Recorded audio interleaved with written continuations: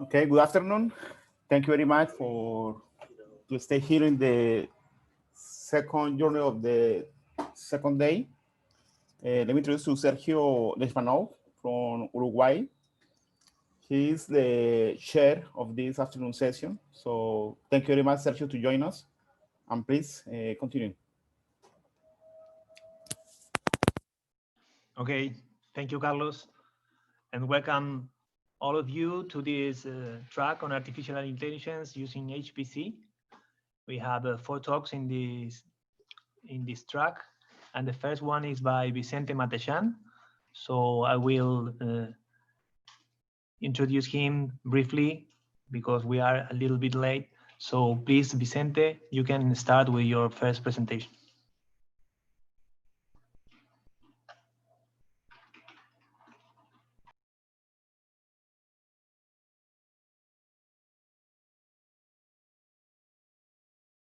I don't know, you can hear me? Yes, we can hear you.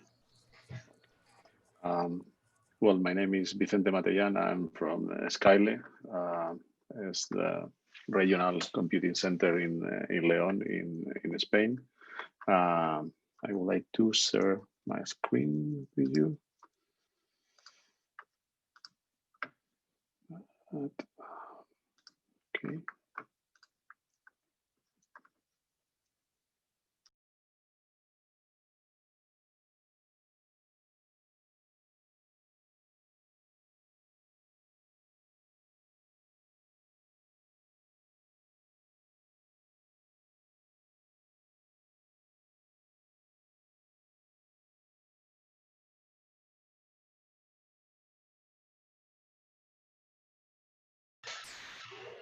Well, I'm not sure if we have a problem or Vicente is just trying to share their screen, so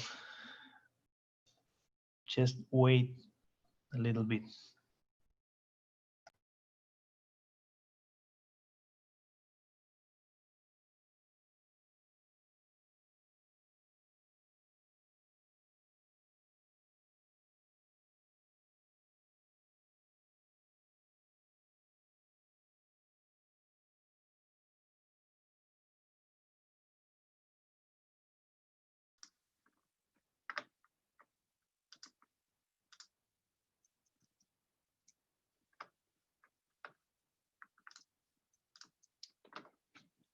Okay. I don't know, you can see my screen now. So I'm having some problems with my presentation. Sorry for that. Very briefly, the outline of my presentation will follow these 4 topics. I will give you a big presentation about this work. Then I will focus on the software we have been using. And then in particular, I will talk about the neural networks that we have been training in the HPC facility. And to conclude, I will present the contributions and the further work. First of all, this work has been made by 3 different research groups in Spain, one from the University of León in the northwest of Spain, another one from University Rey Juan Carlos in Madrid, and the third one was Exascale. It's a regional supercomputing center located also in León. And the basic idea was to check if it was possible to use the HPC facilities in an international robotic competition. I don't know if you know a lot about robotic competitions, but basically they are becoming very popular for checking if it is possible to replicate and also benchmark different robotic performance. In particular, this work was developed in the CyRock competition. This is a biennial international competition that was held last year in Milton Keynes in the UK, and it's organized in different scenarios. In particular, this work was made in scenario 3, and scenario 3, just to give you an idea, is in scenario 3, I would skip the video. In scenario 3, basically, the robot has to go through different tables and to check if these tables are being used by the different people, and these people can order different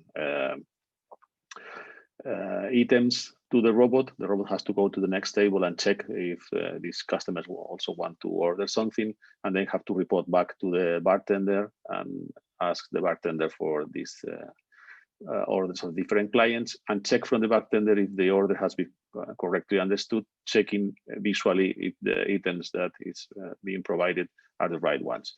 So in order to do that, basically what happens is that you have to recognize a set of different objects that are provided just in this venue. So you don't know in advance which would be the objects that will be being used during the competition. So you have a very short time of period to train these objects, and this was the idea. So basically, this is the team and the robot that was used during the competition. And to give you the final context, this is the facility that were used in the competition. This is the regional center I was talking about. Is the Centro de Supercomputación de Castilla y León that was established in 2009 and has kept growing since then. And actually, we are over 400 teraflops in capabilities. Going to the topic, the idea was to use different types of software. That is not really the topic of this conference, but we were using robotic operating system ROS for controlling the robot, and our own software for the cognitive architecture is named BICA, Behavior-Based Interactive Component Architecture, where the high-level behaviors of the robot can be defined. The robot has to behave completely autonomously, and as I mentioned, the key issue in this point was to recognize the object. For this task, we use an off-the-shelf software named YOLO.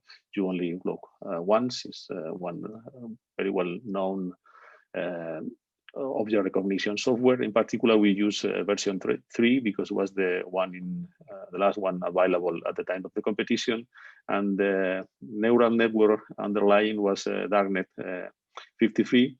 The name 53 is the number of layers in the deep network, and that has to be trained.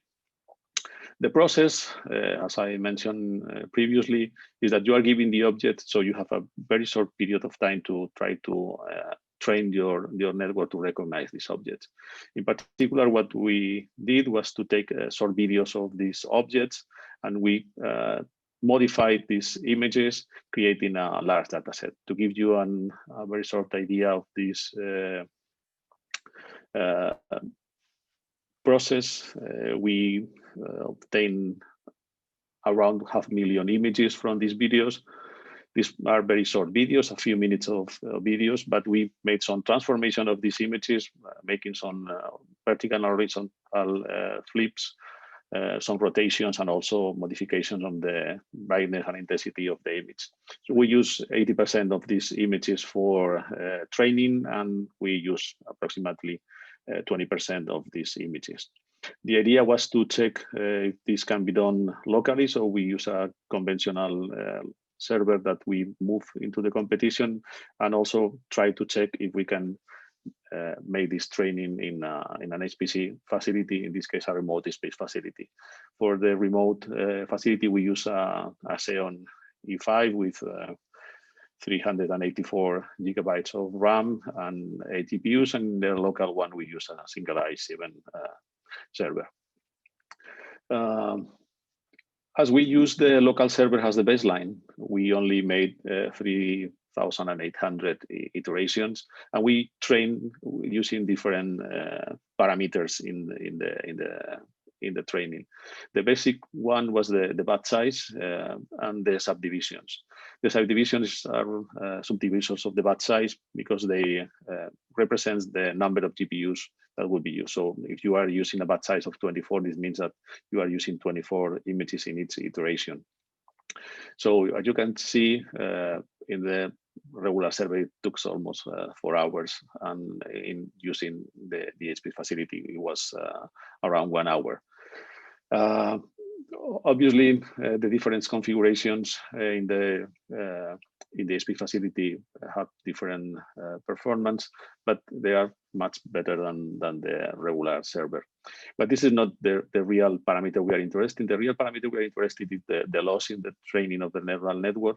And in this case, if you see the graph, you can see that the loss is more or less the same, but it's not important where the loss has been made, but also the moment in the time where the loss was made. So in this case, you can see the loss is achieved much faster obviously in the super facility.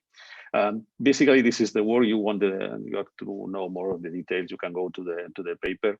But the contribution was the first one from our point of view was the feasibility of using an HPC facility in an international competition, and the further work that we are envisioning from the point of view of the supercomputing center is that we are trying to packetize this type of services because we are used to manage traditional jobs in our facilities, but the priorities and the way this real-time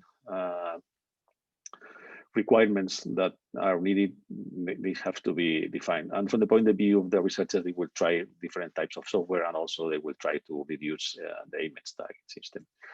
Sorry for making this longer than it was supposed, but we have some problems. Thank you very much, Sergio. Okay, thank you, Vicente. And the next presentation will be by Luis Bernardo Pulido from CICESE in Mexico. So Luis Bernardo, if you are there, you can start your presentation.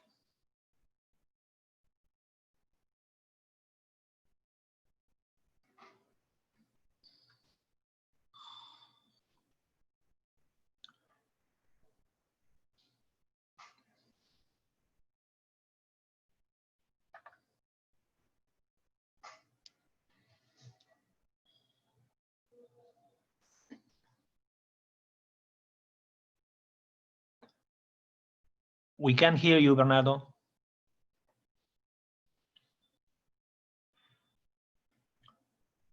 It seems that your microphone is mute.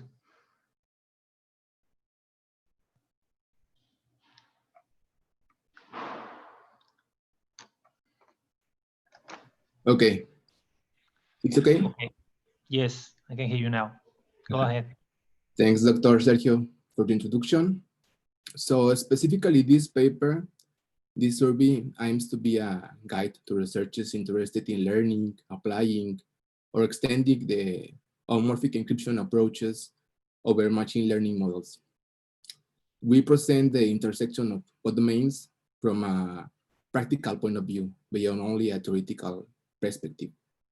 We present in this paper theoretical concepts, limitations, opportunities, practical applications, and tools for the construction of machine learning models very homomorphically. So machine learning as a service is basically a solution to train and deploy machine learning models in a remote way, in a cloud environment. However, the problem is that the use of a cloud provider itself brings cybersecurity problems, where information can be released, stolen, used, or only released to another third party.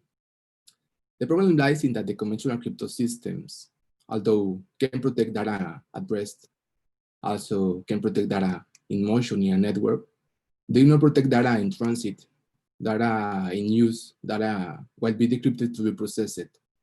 The problem is that the action of extract value from of data implies a decryption process, which creates a critical exposure points.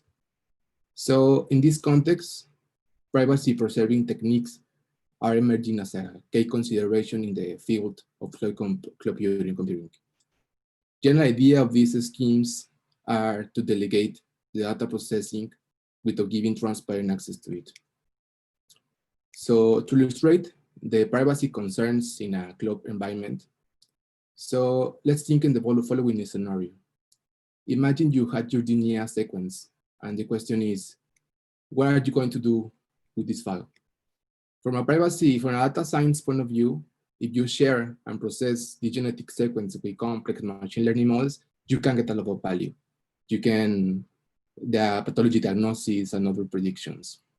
On the other hand, if you, from a privacy point of view, if you share your DNA, you partially share the DNA of your kids, of your parents, of your brothers. So if that information reaches the wrong people, you are in problems of privacy.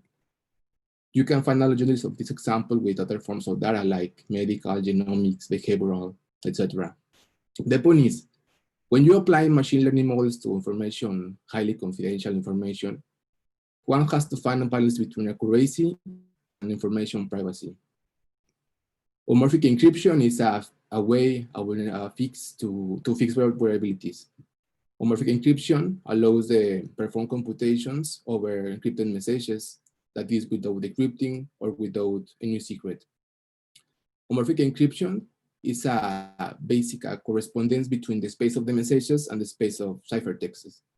In general case, the operations that we perform over ciphertext are reflected in operations in the messages that they encrypt. We can delegate the processing, the classifying, the predicting over sensitive data without giving transparent access to it. The users can be assured that the cloud provider doesn't learn anything about the input, the process, or the output of the model computation. As an example, if you encode an integer into a polynomial ring, you can process additions or multiplications over the integers or over the polynomials. The results are the same. That is a homomorphism. However, homomorphic ciphertext contains some noise. At the beginning, it's very small.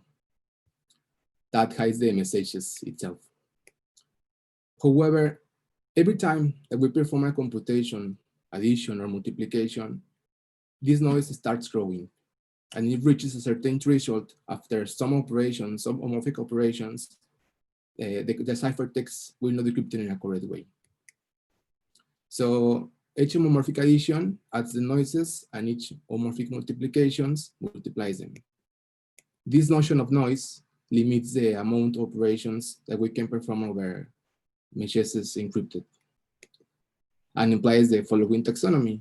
First, partially homomorphic encryption only supports addition or multiplication, while a somewhat homomorphic encryption supports a certain number of operations over encrypted messages, since the noise grows too much to maintain the correctness of the evaluation. And finally, a fully homomorphic encryption scheme will allow the evaluation of arbitrary complex computation over encrypted messages. In fact, these schemes, the last one schemes, are considered the holy grail of cryptography. However, these schemes are very expensive operations in computational terms. It implies notions such as bootstrapping or case switching to refresh the noises that are expensive operations. In this slide, the function f could be a model of machine learning, and thus the evaluation function denotes the inference or the training process in a machine learning algorithm. In the last 10 years, homomorphic encryption has been an active research field in the literature.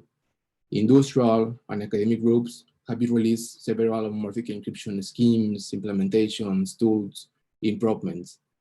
This paper addresses only the last advances in the field of privacy-preserving machine learning via homomorphic encryption.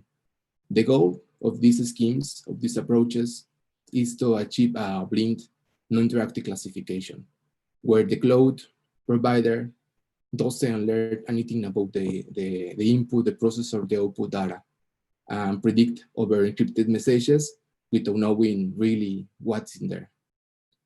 However, the problem lies in the homomorphic encryption only supports additions and multiplications.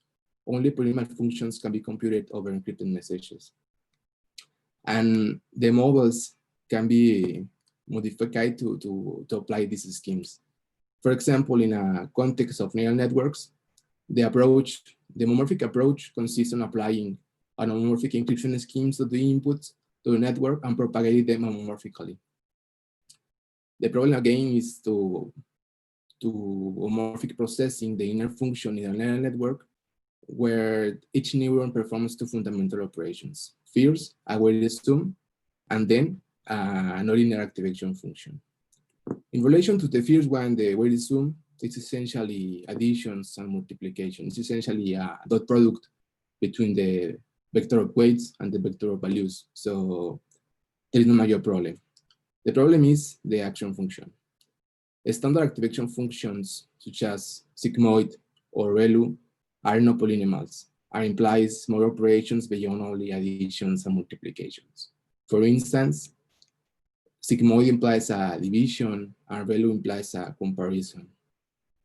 To solve this problem, the literature approaches proposes approximate these nonlinear polynomial functions with polynomial functions with log degree. The challenge consists on approximate these activation functions with polynomials of log degree. In general, fully homomorphic encryption schemes are very interesting solutions, mainly because the large amount of application it can solve. We can think about delegation of computation, electronic voting, Internet of Things, and in general, any kind of operations over sensitive data, such as medical, financial, genomics, smart cities, etc.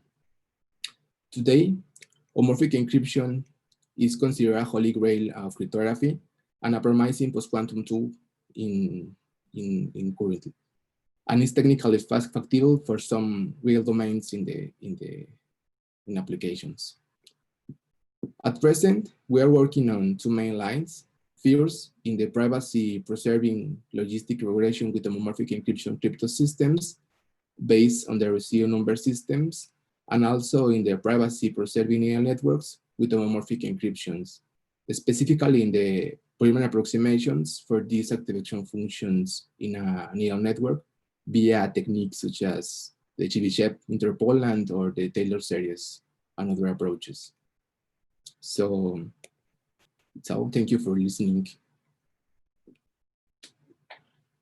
Thank you. Okay, thank you, Luis Bernardo. And we remind you that questions are scheduled for after the presentations. So I will proceed with the next one, which will be presented by myself. So I will share my screen here.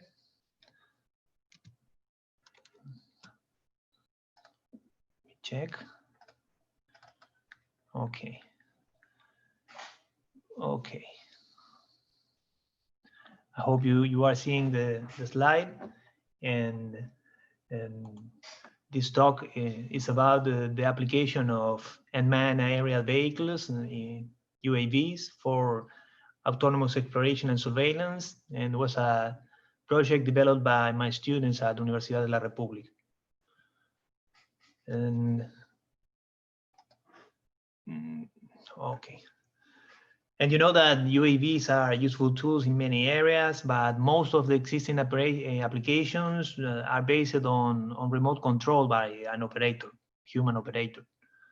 And in fact, one of the main limitations of UAV is their flight autonomy, which is about 25 minutes for low-cost UAVs, and while the charging processing is slow and demands about 1 hour. So these problems can be mitigated using a fleet of multiple UAVs instead of a single one. This approach allows cooperation, for example, for covering the duties of any single UAV that must recharge the battery to maintain the constant presence in the air. And our research focus on this line of work. We propose a cooperative intelligent approach for autonomous flight of low-cost UAV. Based on these three main features: autonomous operation, communication for information exchange, and both maximizing the covered area and monitoring certain point of interest defined in the exploration area. And the system is implemented over low-cost UAV, the Parrot VBOB2, and this is a specific contribution of our research because these UAVs are not conceived for complex systems, since they just offer a simple programming interface. The autonomous exploration and surveillance is a global path planning problem, so we have to find those paths. but the problem is constrained by the priority of the point of interest and also by the flight autonomy, as I said. We follow a nation-based approach where the UAVs are able to cooperate with each other without using a centralized infrastructure. And of course, communication are required for cooperation. And we have to face additional challenges just by using commercial low-cost UAVs. But we are aiming at providing a cost-efficient solution to be applied in practical in medium-sized areas such as educational, industrial, or commercial facilities. The system was developed on Parrot Bebop 2, as I said, which have the advanced risk machine infrastructure architecture, and we have to deal with several limitations of the BCBox Unix distribution that is installed in Bebop 2. We also explored several alternatives for program compilation. We choose a general approach using Raspberry Pis, which also feature the ARM architecture, and a modified version of the PyParrot library, which we have to include support for UAV fleets.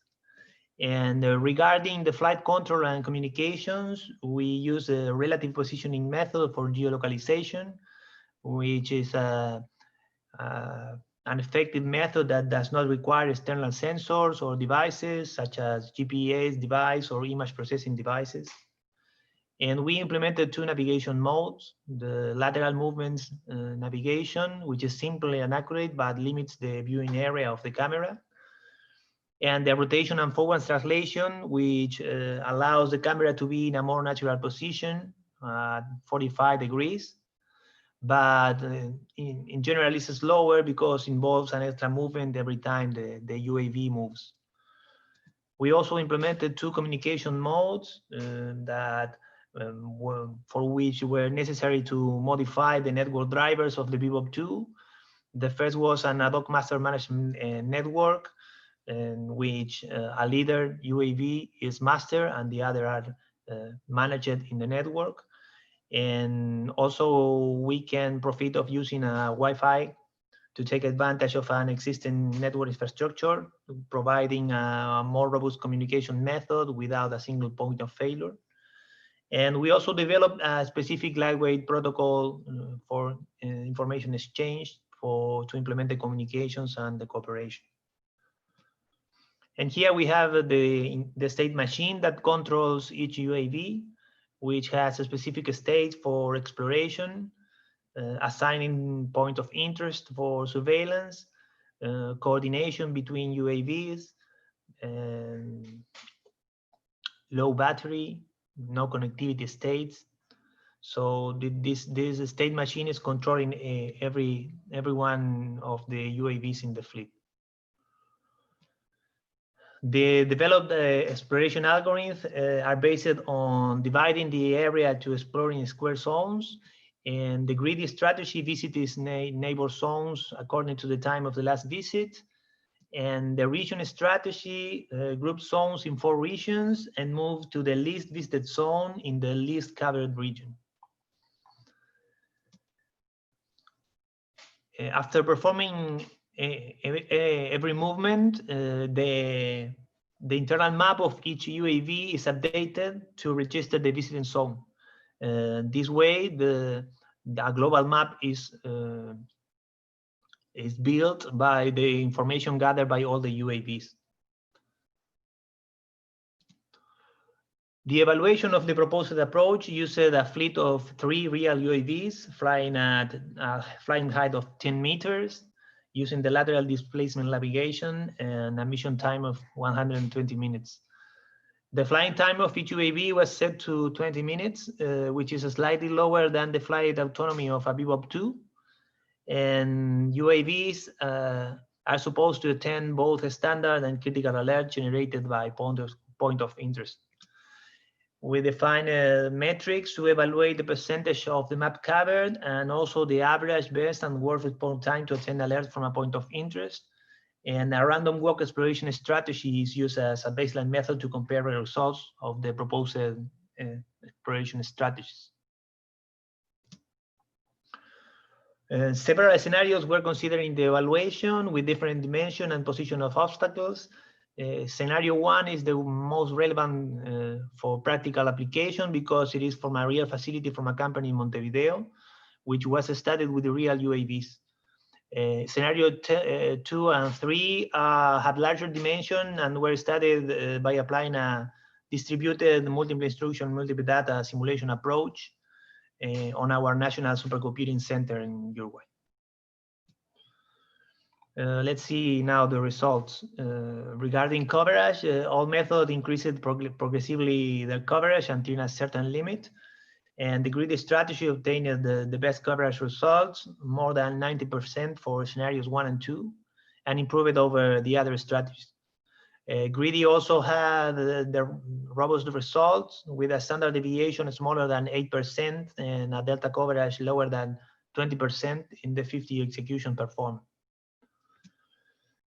Greedy also computed the best response time values for both a standard and critical point of interest. And unlike for coverage, results were not as consistent because response times are significantly affected by the distribution of point of interest.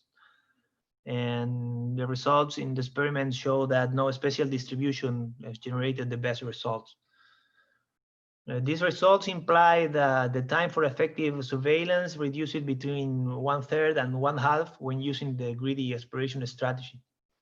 And the consistency of the response time results increased with the size of the map, suggesting that the greedy exploration strategy is more adaptable to more complex situations.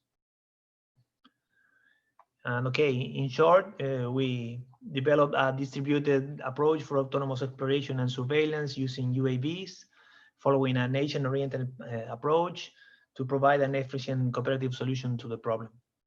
And the coordination was achieved by a state machine for exploring and monitoring without needing a centralized infrastructure. And we developed 3 exploration algorithms, which were evaluated over real and synthetic scenarios.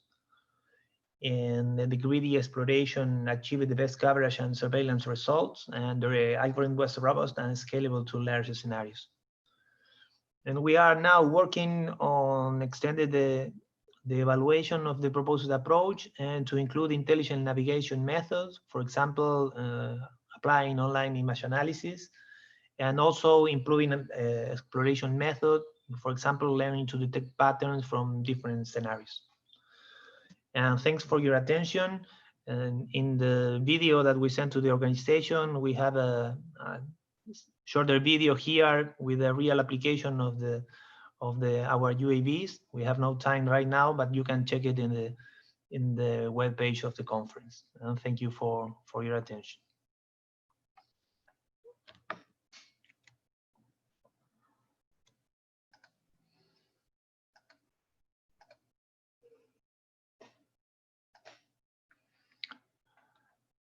Okay.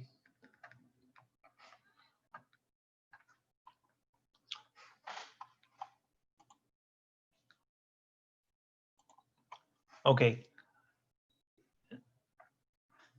I can see Rodrigo Porteiro in the list of speakers, but there is some problem here. Okay. Rodrigo, are you there? Oh, Rodrigo is there.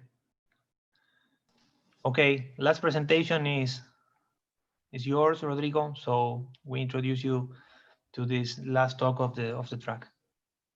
Okay.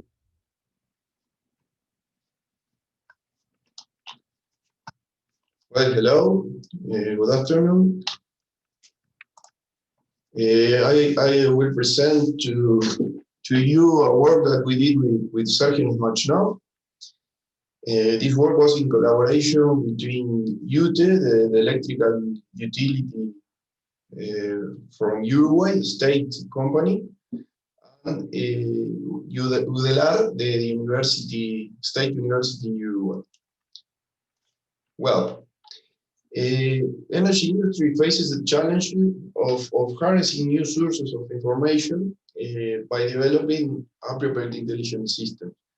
Recent year useful information for short-term electricity demand forecasting is available and must be incorporated to the models.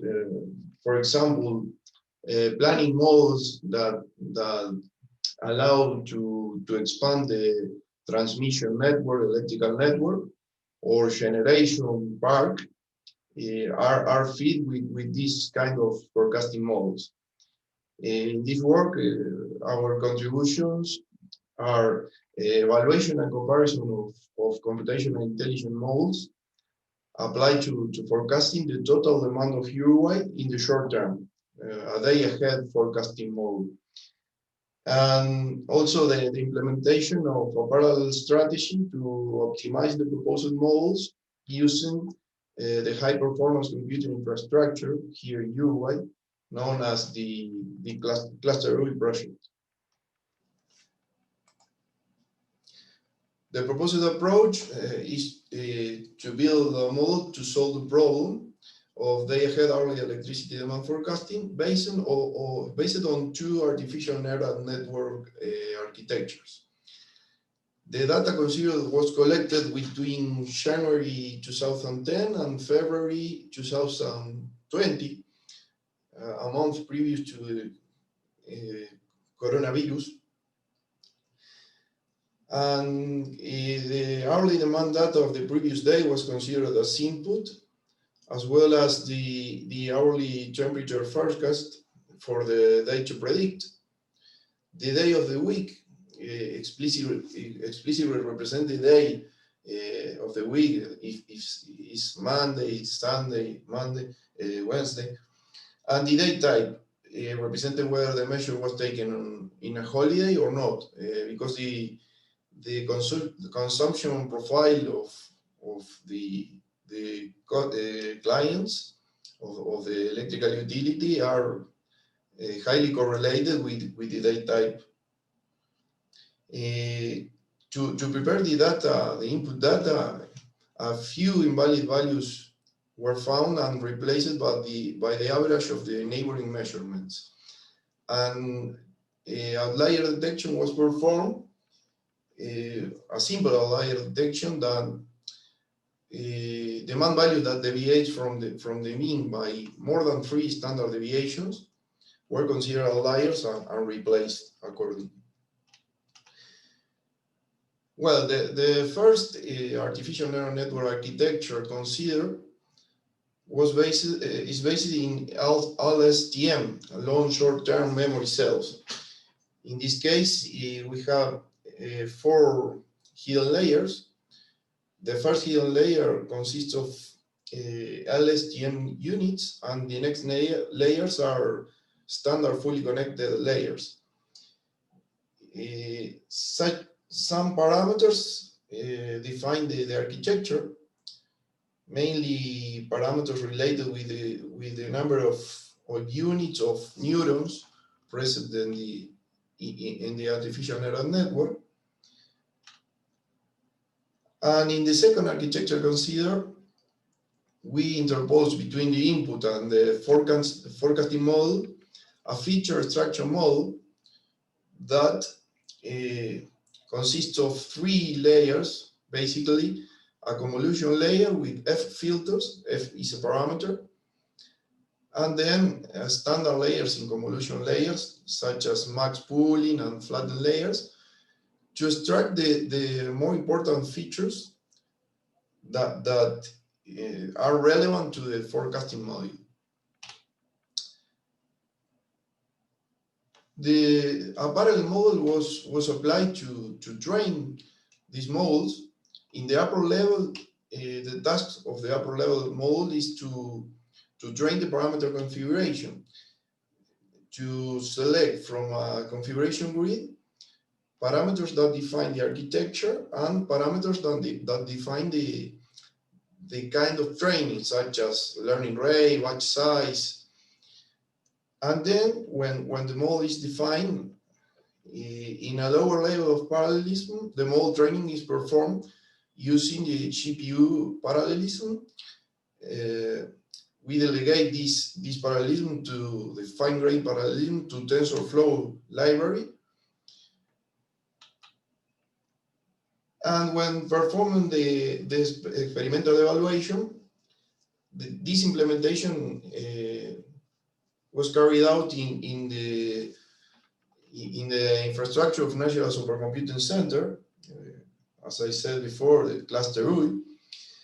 And we choose a baseline model based on extra-T regressor model applied to the same data, the same time horizon, and the same demand data and temperature. And the comparison of the proposed models can be shown here in the table.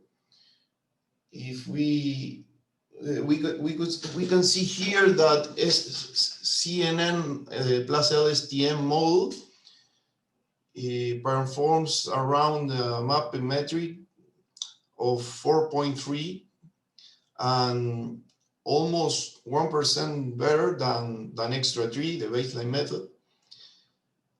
And these results are excellent compared with the official model used here in Uruguay.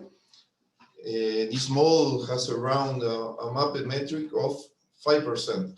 Mapping metric consists of the mean absolute percentage error, and is standard to use this metric to evaluate forecasts. In this graph, we have a visual sense of the predicted demand versus actual demand. And in this table, we can see that we compare the sequential with the parallel implementation of both architecture models and the parameter search. And we can see that the parallel model of the CNN plus LSTM implementation is around 24 times faster than the sequential version. This is a very promising result also, because it allowed to run this model all days to correct and retrain the model with the last data.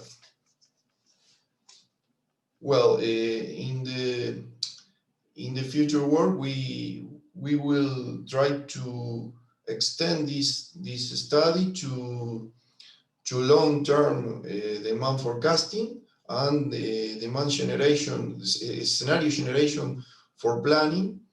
And this is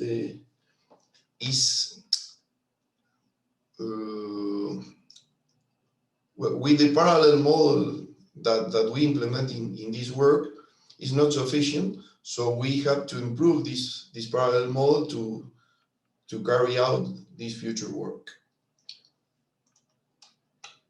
Well, that's all. Thanks. Okay, thank you, Rodrigo. We have been reported that there is some problem with accessing to the question and answer board. So you can either leave your message in the question and answer or in the chat board. We will try to send the messages to the presenters. I think the Q&A board works for non-panelists. I've seen attendees post to it, but panelists are blocked for that. Yes, it seems so, but I can see no open question. Ah, okay, the first one is there. Oh, it's for me. Okay. The question by Robinson is if we can please explain how did we train the UAVs in our presentation. And UAVs are not trained here. They have an internal state machine that gathers information from using the camera from the area that is explored. And then simple method are applied, for example, for obstacle recognition. We use image detection algorithm for that. And each UAV is building a partial map of the area to explore, and then is sharing this information with other UAVs in the fleet. So once they have explored the whole area, they have learned how to move in this scenario. And after that, they try to attend in the shorter time possible the request by the point of interest, that are the region of the map that they must be attended with a higher visit frequency in the area. So there is no explicit training. So they are learning the scenario as when they are flying around it.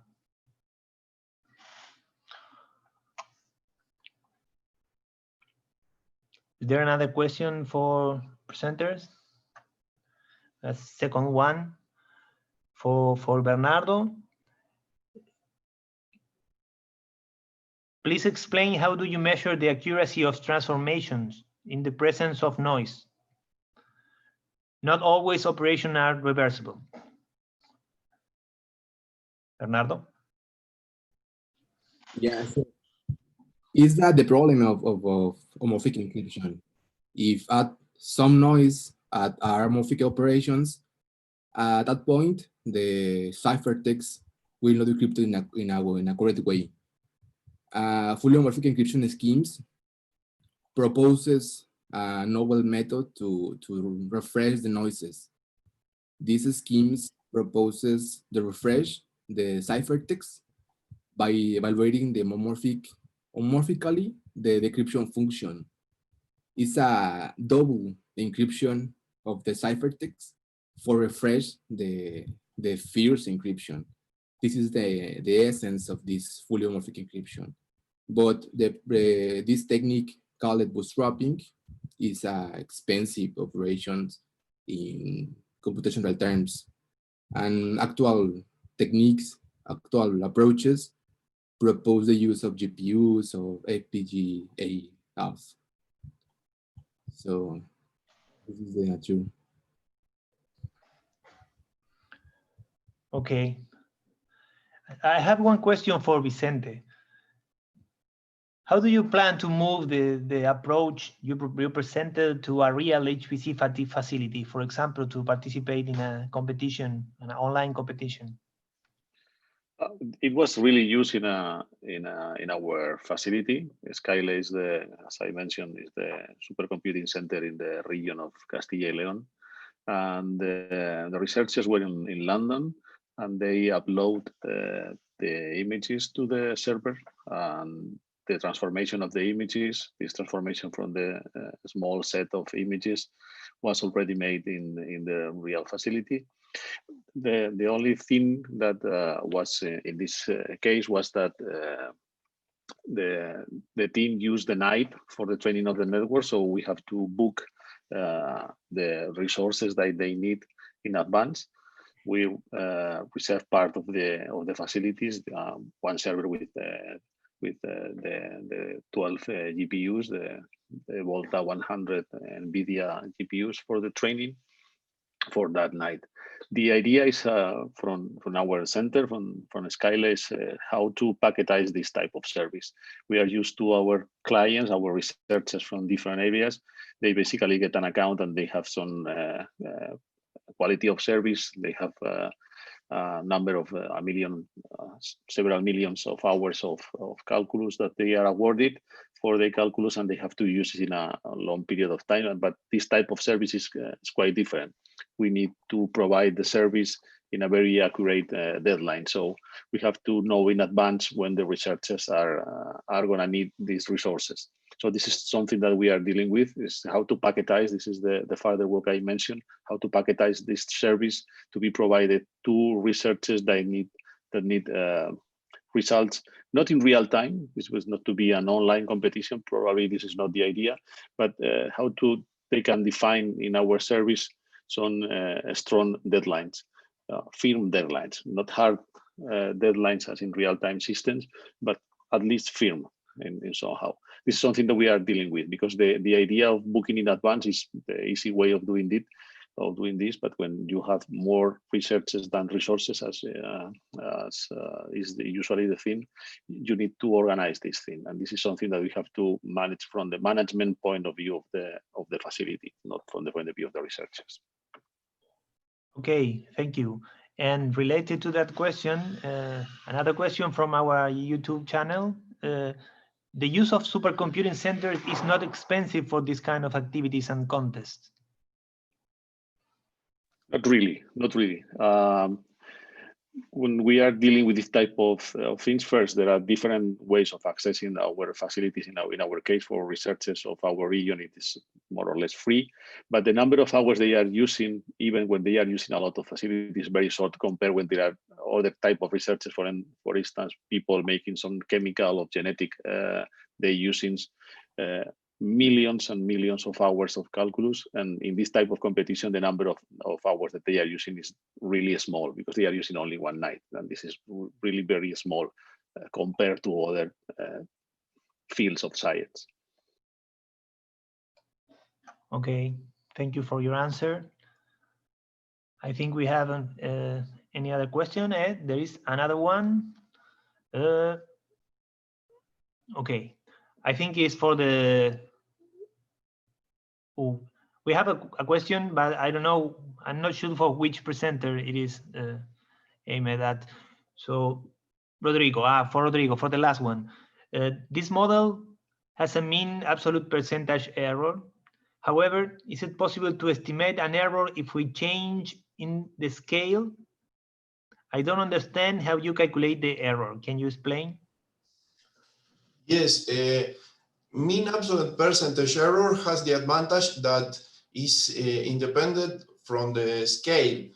So to calculate the MAPE, mean absolute percentage error, you have to take the difference between measures and divide them by the total of value of the forecast, and then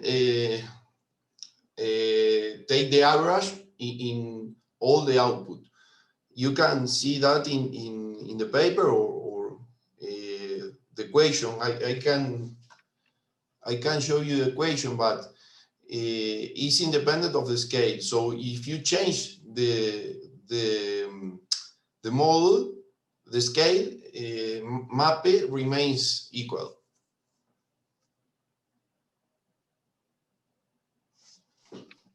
Okay, thank you. Do we have another question?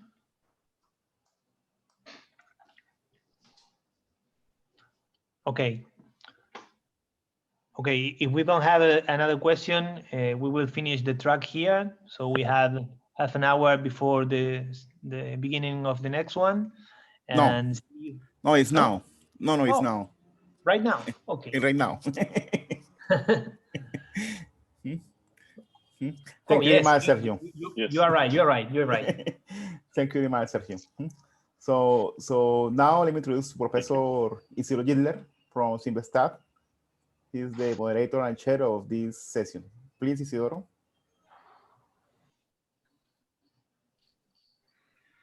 Well, good afternoon. Welcome to all to this session's Lenovo-sponsored session. It is an honor and a pleasure to introduce Dr. Miroslav Hodak from Lenovo, who will be speaking about AI in the data center from a single GPU node to exascale. Dr. Miroslav Hodak obtained his PhD in material science and engineering from the University of Pennsylvania in Philadelphia, and his Master of Science in Theoretical and Mathematical Physics from the Comenius University, Bratislava, Slovakia. He is well known for his technical leadership in AI and HPC. He is a global AI architect from Lenovo, DCG, developing AI solutions on thinking servers. He joined Lenovo in 2017 after spending most of his career in academia. He has an extensive publication record spanning artificial intelligence, computer science, and physics. His work has been cited over 1,400 times. I take no more time and leave the microphone to Dr. Hodak. Okay, well, thank you for the nice introduction. Can you confirm that you can hear me, please? Sorry? Can you just, if you can confirm that you can? Yes, Yes, perfect. definitely we hear you. Thank you. Okay.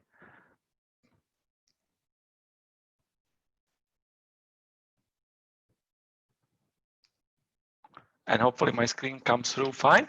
So the topic of my talk, as was kind of introduced, is really about how do we bring AI into data center, and how do we bring accelerators and GPUs into the data center, and how is it that it influences the things that we as at Lenovo as a server manufacturer have to do, but not only that, how it sort of goes from there, how it goes to the data center, to the administrators, and how it affects the users. So I guess the first question I would start with, or the first thought that comes to there is why you want to use GPUs and why you want to use accelerators in general. We had CPUs for a while, and the CPUs are very nice. They are universal. They can do everything. They are easy to program. But historically, what has been found that there can be certain tasks that are that can be highly specialized, and for which the acceleration would be very helpful. A historical example for that is graphics, which is really where GPUs came from. It turns out that rendering of the scenes that you want to see on the computer monitor was slow and took a lot of CPU usage. So and at that point the GPU stepped in, and they sort of made this problem go away. However, it turned out that scientists pretty quickly figured out that GPUs can be useful for more than just showing us things on the screen. So the early ways of sort of accessing them was simply taking a problem such as matrix multiplication, translating it into the language that GPUs can understand, such as DirectX or OpenGL, feed it to the GPUs, get the results, and that could give them a big boost. At this point, the GPUs, we now have general purpose GPUs, which oftentimes in data center do not even have graphic output, and are really, as name suggests, general purpose use. But the story for accelerator doesn't end there. We also have other types. We have FPGAs. We have a bunch of custom accelerators right now, especially in AI space, which is something that is highly computationally intensive, and therefore accelerators can give it a nice boost.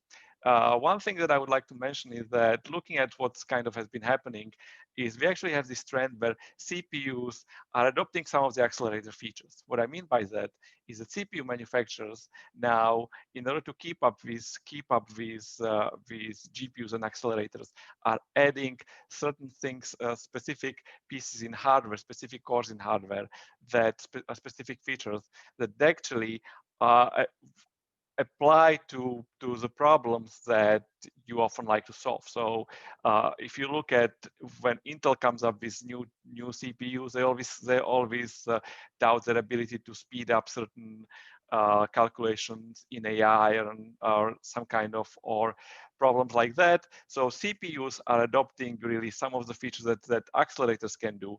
And on the other hand, accelerators try to do more. So accelerators can now perform certain things that before they were not possible. So this kind of convergence is probably going to continue. And so very briefly, the most used accelerator right now are NVIDIA GPUs.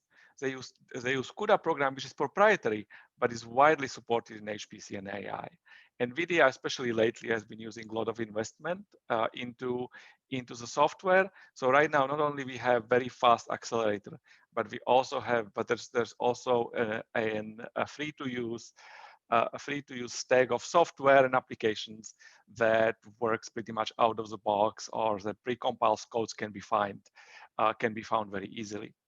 There are also other competitors out there. AMD also produces GPUs, but it's usually harder to get the codes that work with them. Oftentimes you have to precompile it with appropriate libraries and things like that. So it's possible, but it's a little bit harder. There's also FPGAs, which can be kind of reprogrammed in hardware, and they've been around for a while. They also can be used for these problems, but what's the same issues have been holding them back is that the reprogramming is actually something, reprogramming of this device, something that is hard. So not only we have to figure out how to get the application to run on that, but on top of that, we have to figure out how to actually make the device to work for the particular applications we want to. So right now they are not the mainstream choice for this workload. When it comes to GPU adoption, that is, how do we bring these GPUs or accelerator in general and put them into the data center infrastructure? What it turns out is actually that they have certain requirements which which affect things like server design. They need to have special type of networking. They of course change power because they are usually quite power hungry. They interact storage in certain ways, and sometimes if they process a lot of storage, we may want to connect them so that they don't need to even talk to CPU, for example. And of course, cooling is always there. If these elements use more power, we need to be able to cool them in some ways. So looking at the GPU level, the fundamental unit of a data center is, of course, individual servers. Now, these can come in different sizes, and there's been trend recently for manufacturing to make servers as large as possible.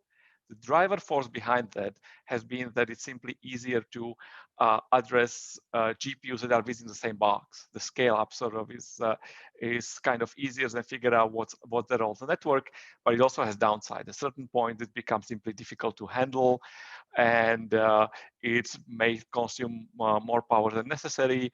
It's difficult to put it into data centers. So at some point, we still need to switch to scale out.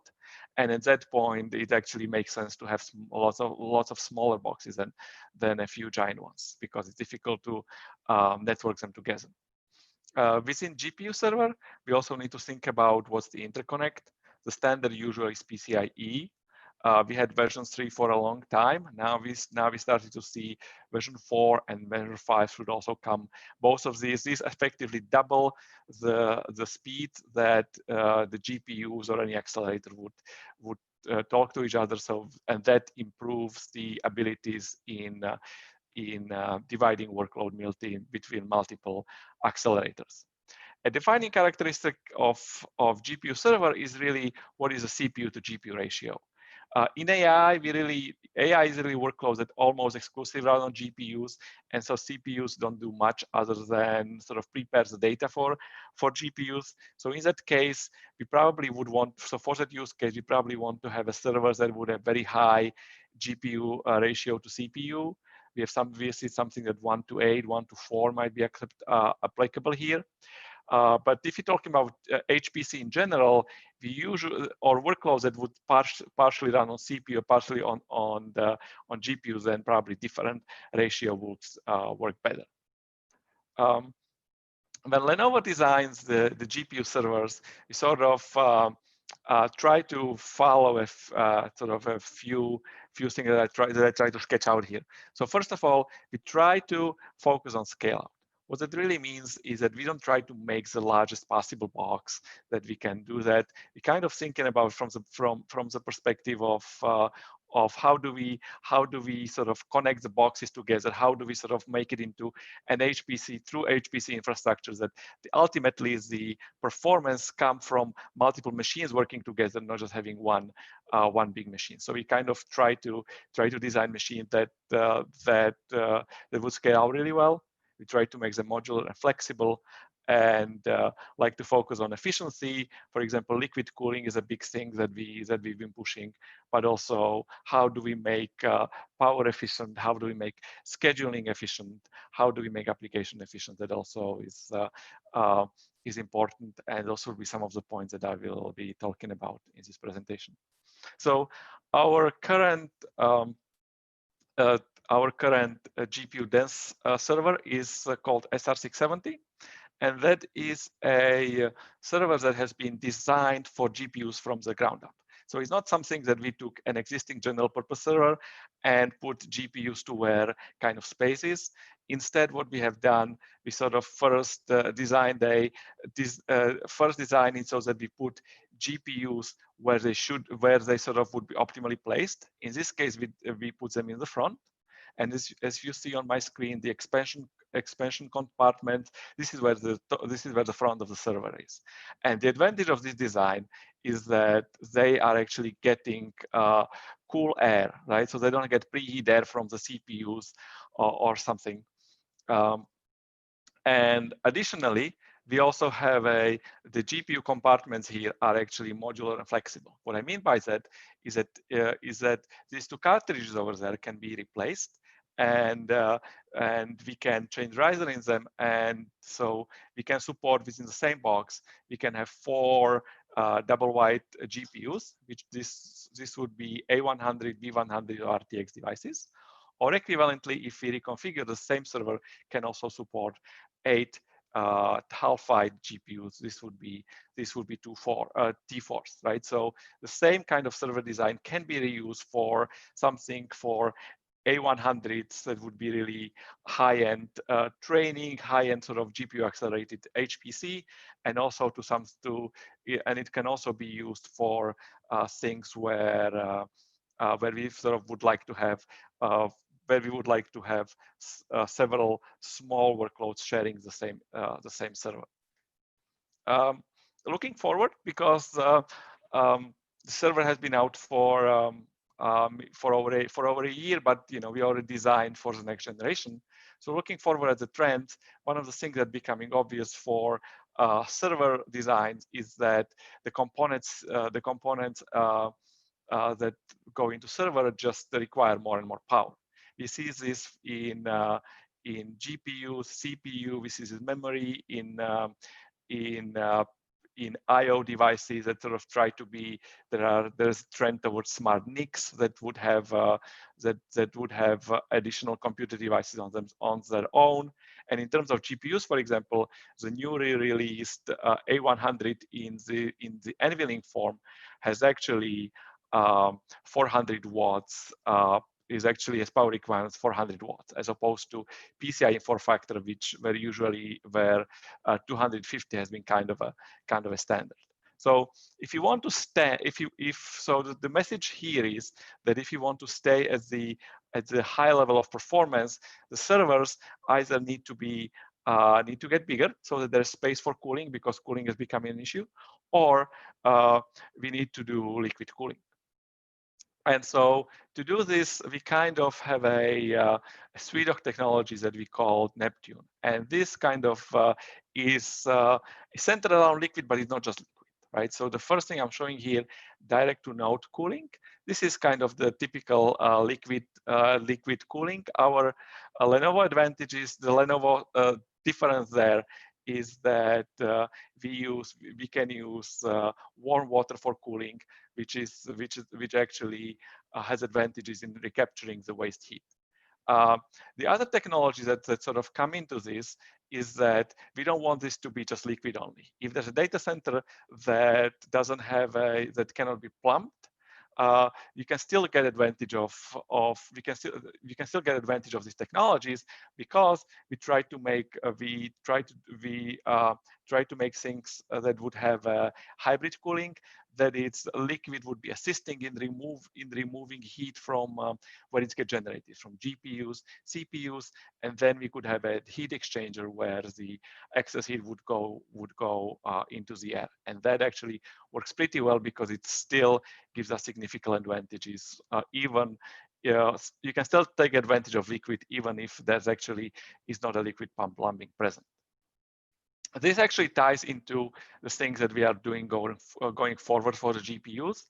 As I mentioned, the new generation of A100 is coming in, each one being in the GPUs running at 400 watts. And so we target, and the smallest board that NVIDIA makes is actually four of those together.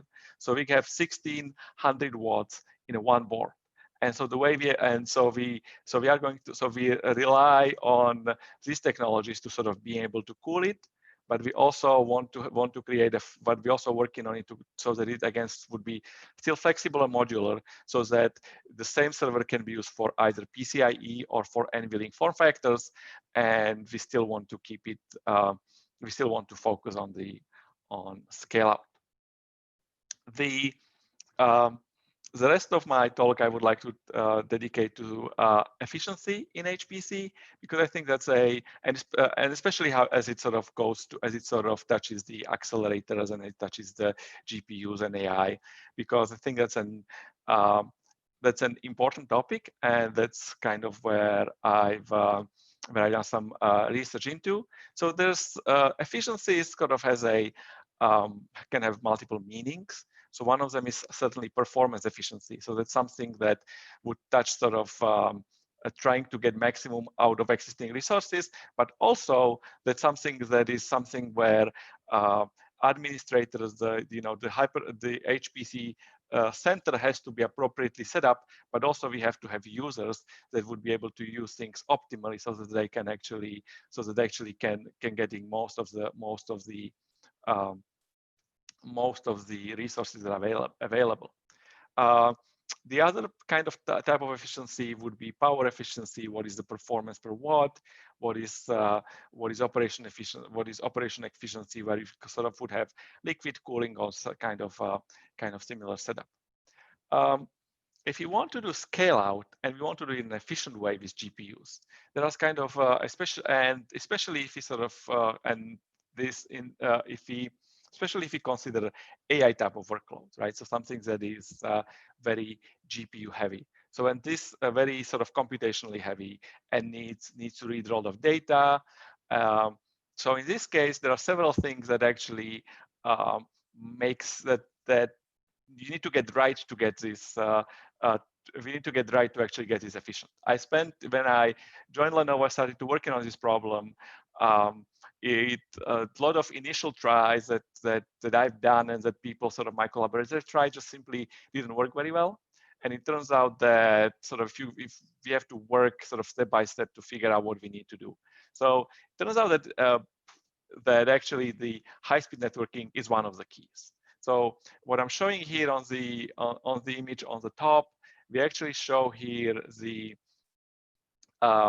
scaling efficiency, and this is going up to 8 GPUs. So it's not a large scaling, but we have each bar corresponds to a different type of interconnect, and even at that scale, we can already see that a speed of interconnect is sort of giving us we can see differences, right? So basically 100 gigabytes per second, either Ethernet or InfiniBand or maybe OPA if somebody's still using it, that would be something that is preferred to use.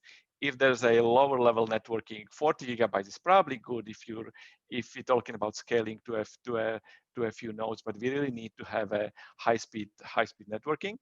The other thing is we also need to have optimized data access, right? So even if we have good networking, if we have a code that tries to do training on a lot of files, on a lot of images, because that's what often is used. If we have that, and system try to access those files individually, this would simply limit the performance with large bottleneck. So the other, I guess the important thing would be with the important guidance would be that if you have GPUs in the system and they provide us with most performance, we really want to maximize the GPU loads. So that's kind of is the part that we need to optimize the most. On the other hand, we want to make sure that CPU load doesn't reach the maximum, because if you see it reaching out 100%, that probably it may become a bottleneck and would not be efficient for the for this type of application. Also, we need to tune the application-specific parameters as needed. The other part, as far as the other part of GPUs in using GPUs in AI or in general, is sort of that it's from the user's perspective, it's kind of hard to understand how much energy we are using. I've been HPC user for a long time, and when I run a job, I always know like how long it ran or how many resources, but I usually don't get power info. Now in schedulers, this actually can be set up, but it's a little bit complicated, and it's dependent on server manufacturer. So it's usually doesn't get set up. There are some user level tools that can be done, but that's like NVIDIA with GPU provides a way to read power, but that's kind of instantaneous power, and it's not something that you would get for a job that was running on it. So it's a little difficult to figure it out. And to kind of answer this problem, I've done a study that looked at that took an AI training and looked at how much energy we spend in total, what is the energy that we spend on GPUs, and that's the results are showing over here, right? So we by reading energy consumption from service processor and also combining energy from other sources. We can find how much energy it takes. In this case, the training was about 6 kilowatts, so it's quite a substantial energy. And perhaps somewhat surprisingly, that even though the workloads run almost completely on GPUs, which are 100% stressed during the time, it turns out that their contributions to the overall energy about 65%. When I started, I expected to be maybe 80 plus because they just use so much power. But it turns out that other parts of server also contribute. So the picture kind of, so we cannot just neglect it. And if we want to estimate, we cannot just estimate it on GPUs. The interesting part of the study was not just figuring out what we need, but also what are the ways of if there are any ways to decrease power usage. Now, users can also always do something about that. They can always try and rewrite the script. The script, for example, make it more efficient. But that's kind of is a hard task for users. So what I was trying to look at here is if there's a way that we can do it sort of behind the scene. If it's something that we can do it as a server manufacturer, is it something that an HPC administrators can do? So, and it actually turns out that that there's a way of actually save about more than 20% of energy can be saved without much effect for the users. So looking through where we actually can do that, where the savings can come from, first and foremost, they would come from GPUs. The plot over here shows that if you lower the frequency and cap the frequency at a certain point, if you can figure it out, the optimum one, this was for V100, about 16% of energy can be saved. We also can, for AI, we actually don't need ECC on because you go over, it's an algorithm that's very fault tolerant. So that's not so necessary. And we can also change UEFI settings here.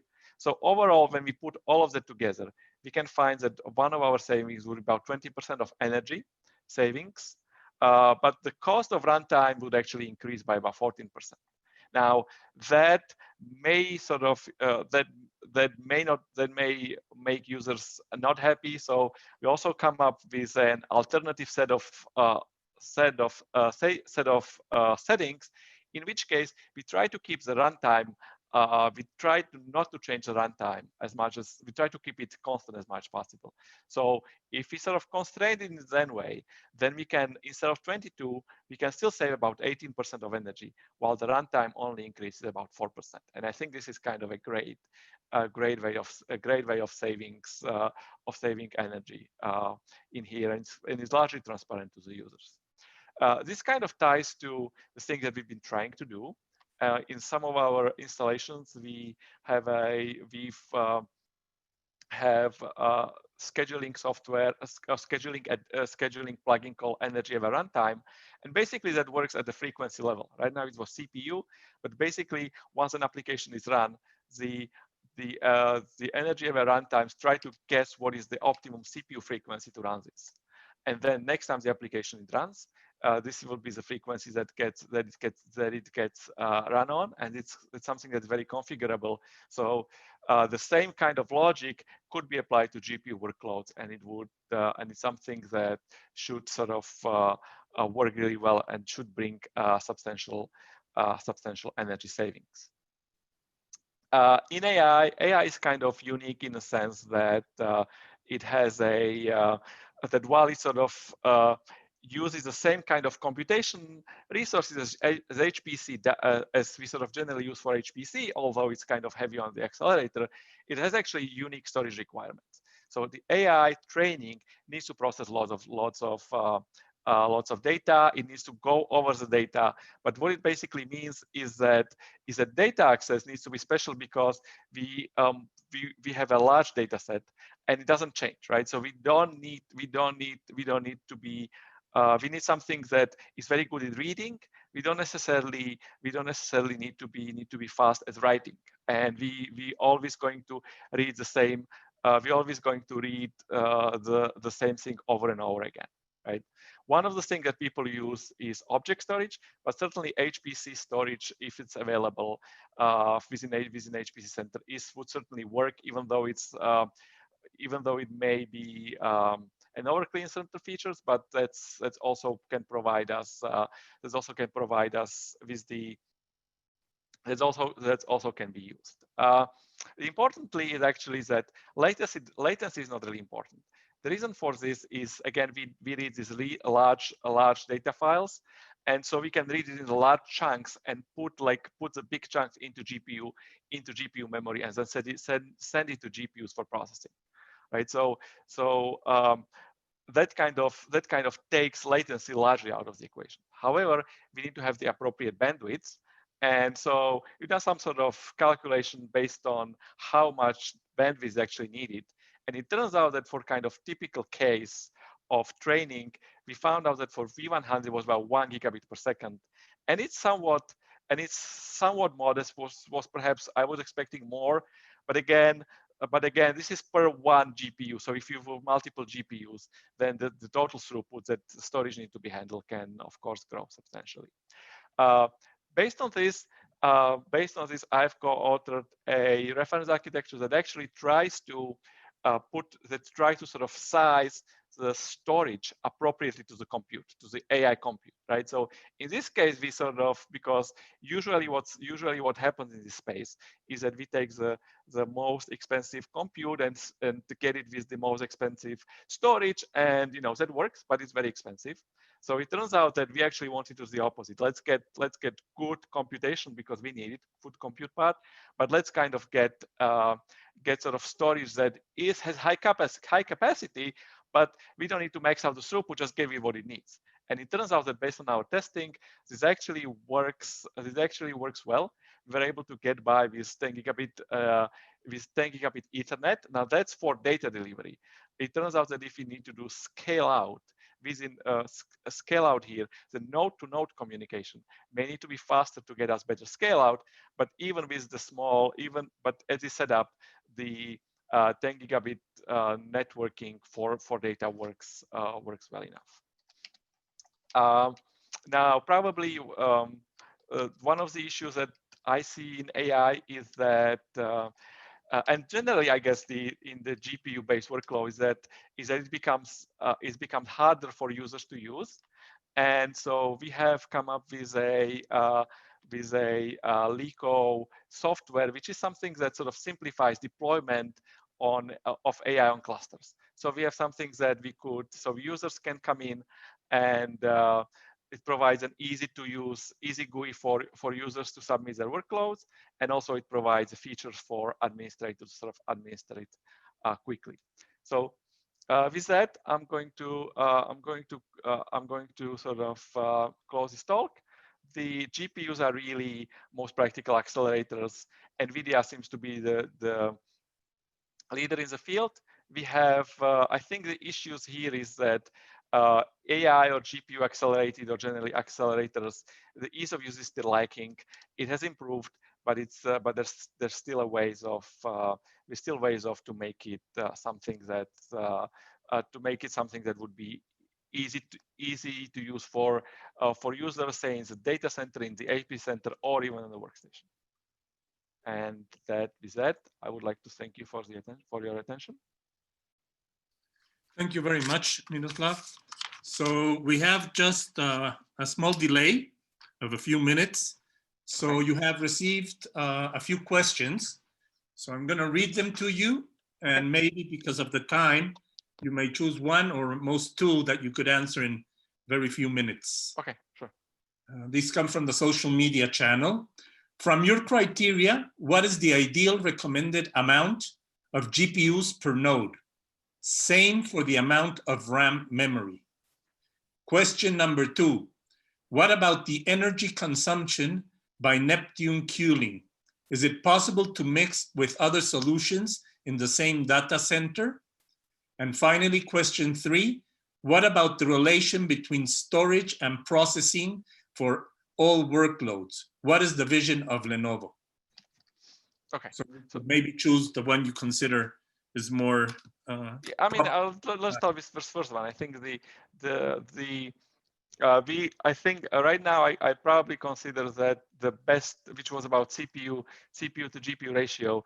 I think that trying to go somewhere with between 4 to 8 GPUs right now seems to be optimum for this kind of use, because we can get advantage both from scale up within the node, and also scale out is reasonably can work reasonably well.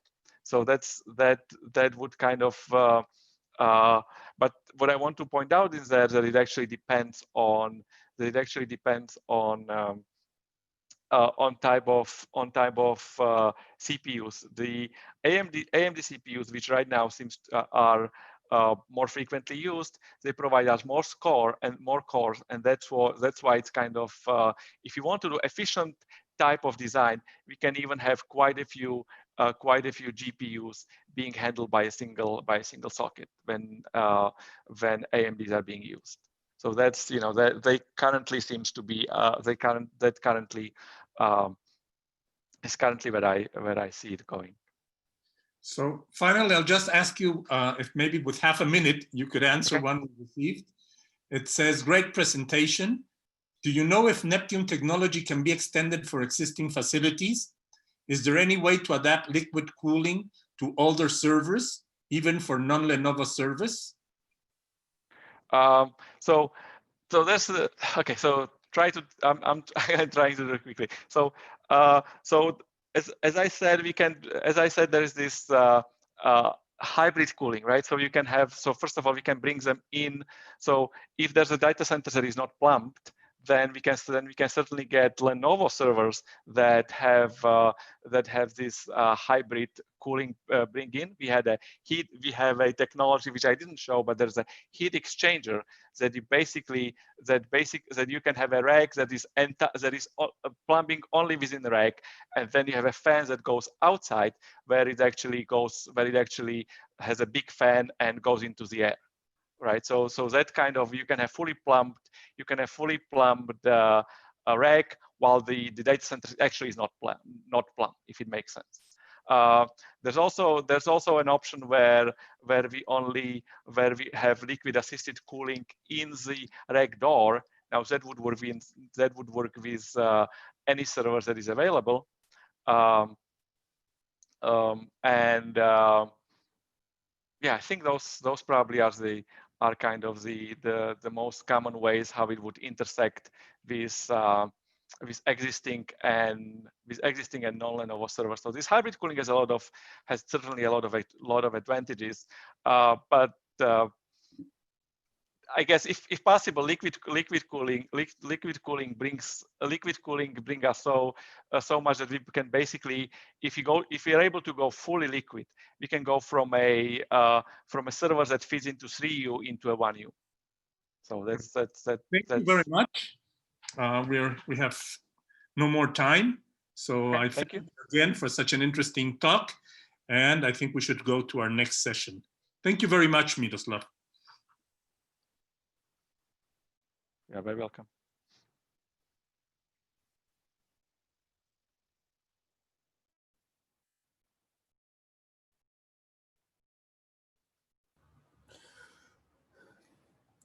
So thank you. So now let me introduce to Esteban Moxos. Esteban Moxos is from Argentina, and he is the moderator of this session. Welcome, Esteban.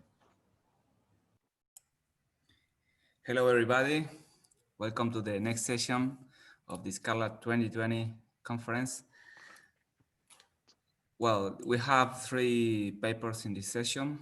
The first one is called, let me check. I saw Jamal in the camera just a few moments ago. He's going to present the paper. And the name of the paper is Parallel and Distributed Generative Adversarial Neural Networks for Data Augmentation of COVID. COVID is everywhere. Okay, Jamal, welcome. Jamal is currently, he was at MIT, and now I don't know where he's. Jamal, how are you? Nice to see you. Hello. Jamal? Hello, Esteban. Nice to see you too. Can you hear me? You are a little low in your volume. Can you put Okay, it let higher? me try to improve. As you can see, he is still in my account. Yeah, so yeah. I will be in the middle of the presentation too. Yes, he's gonna. Now better? No. And now better? Yes, much better. Yes. Yeah, great. We did it. Okay, I'm sorry. So let's Where are you, let me. Jamal? I'm still in Boston. I'm still at MIT. We are, so we are not at MIT. So I'm working at MIT, but we are at home. So Yeah. but yeah, I'm still in Boston. So okay, let me start. Yes. Should I share screen? Okay.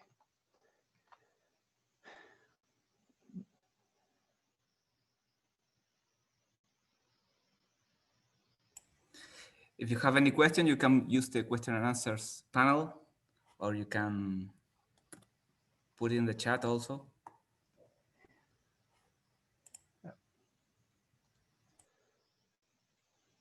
So can you see my screen? Perfect, Jamal. Perfect. Okay, thank you. So as Steven said, COVID is everywhere. So let us to try to help to tackle this problem. So in this paper, we basically are trying to use GANs, generative adversarial networks, to make some kind of data augmentation. The problem is that we are trying to use a machine learning approach, deep learning approach that uses X-ray images, chest X-ray images, to diagnose people. It's a fast way to diagnose to people. So, but these machine learning approaches have the problem that we still have not that many samples. We have not that many X-ray chest images. So we want to use the power of GANs to create this synthesized data. And actually GANs allow us to create data that really follow the real data, the training data set that we have to create this data. So let's go. So let me talk a little bit about the generative adversarial networks, about GANs. This kind of models train two different networks. The idea is that we have two different networks. We have a neural network, we have a generator, and we have a discriminator. Can you see my mouse when I point to something? Let me see. Now, yes, you have to move it slowly. Okay. So we have this network, the generator, and we have the discriminator. The idea is that we are gonna train the network, the generator, in the way that is gonna be able to read from a random space, a latent space, and is learning to create fake data. And we have the discriminator that its work is to try to distinguish between real data, samples that come from the training data set, and the fake data, that is the data that is synthesized by from the generator. So we have this adversarial machine learning algorithm, and so basically, it's at the end of the day, we have a min-max optimization problem. So the generator tries to fool the discriminator, while the discriminator tries to distinguish between real and fake data. So this kind of training, these models are have shown really provide really good results in many problems, but we have different kind of pathologies. Actually, my research is really focused on dealing with this kind of pathologies that are basically, we name them mode collapse. Is when so if we have the training data set follows a given distribution, this learning approach could create generators that are able to create data samples from a given part of the real data distribution, but no whole data distribution. Imagine that we are trained to generate the digits of MNIST problem. So we have mode collapse when we have generators that are able to create just a given numbers, maybe zeros, ones, twos, and so on, but not the whole bunch of digits. We can have vanished gradient when one of them becomes really strong, so the generator is not able to learn from the discriminator, and so on, and non-convergence, and so on. So one of the approaches that we are working on right now, and actually it's showing really good results, is the idea of using convolutional algorithms. In this case, instead of training one generator against one discriminator, we train two populations, one population of generators against one population of discriminators. And in this case, our algorithm, which Lipizzaner, which is the one that we are working on them right now, and actually you can download it, and we have developed this system, and you can download it. It's free available at GitHub. You can see here the link. So here the idea is that we implemented this convolutional algorithm that uses also the idea of a cellular approach. So we distribute the populations through a spatial grid, and then according to a neighborhood relationship, we train subpopulations. So we have some kind of cellular algorithm that trains subpopulations of generators against subpopulation of discriminators. And after each given number of training steps, we update this subpopulation, and actually also we exchange the best neighbors with the neighborhood cells, not the best networks with the neighbors. This is performance in parallel. So in this case, we would have like 9 subpopulations, and these 9 subpopulations are run. So these 9 cells run the algorithm in parallel in a synchronous way, which is something important. So the problem that we are dealing here is the idea of generating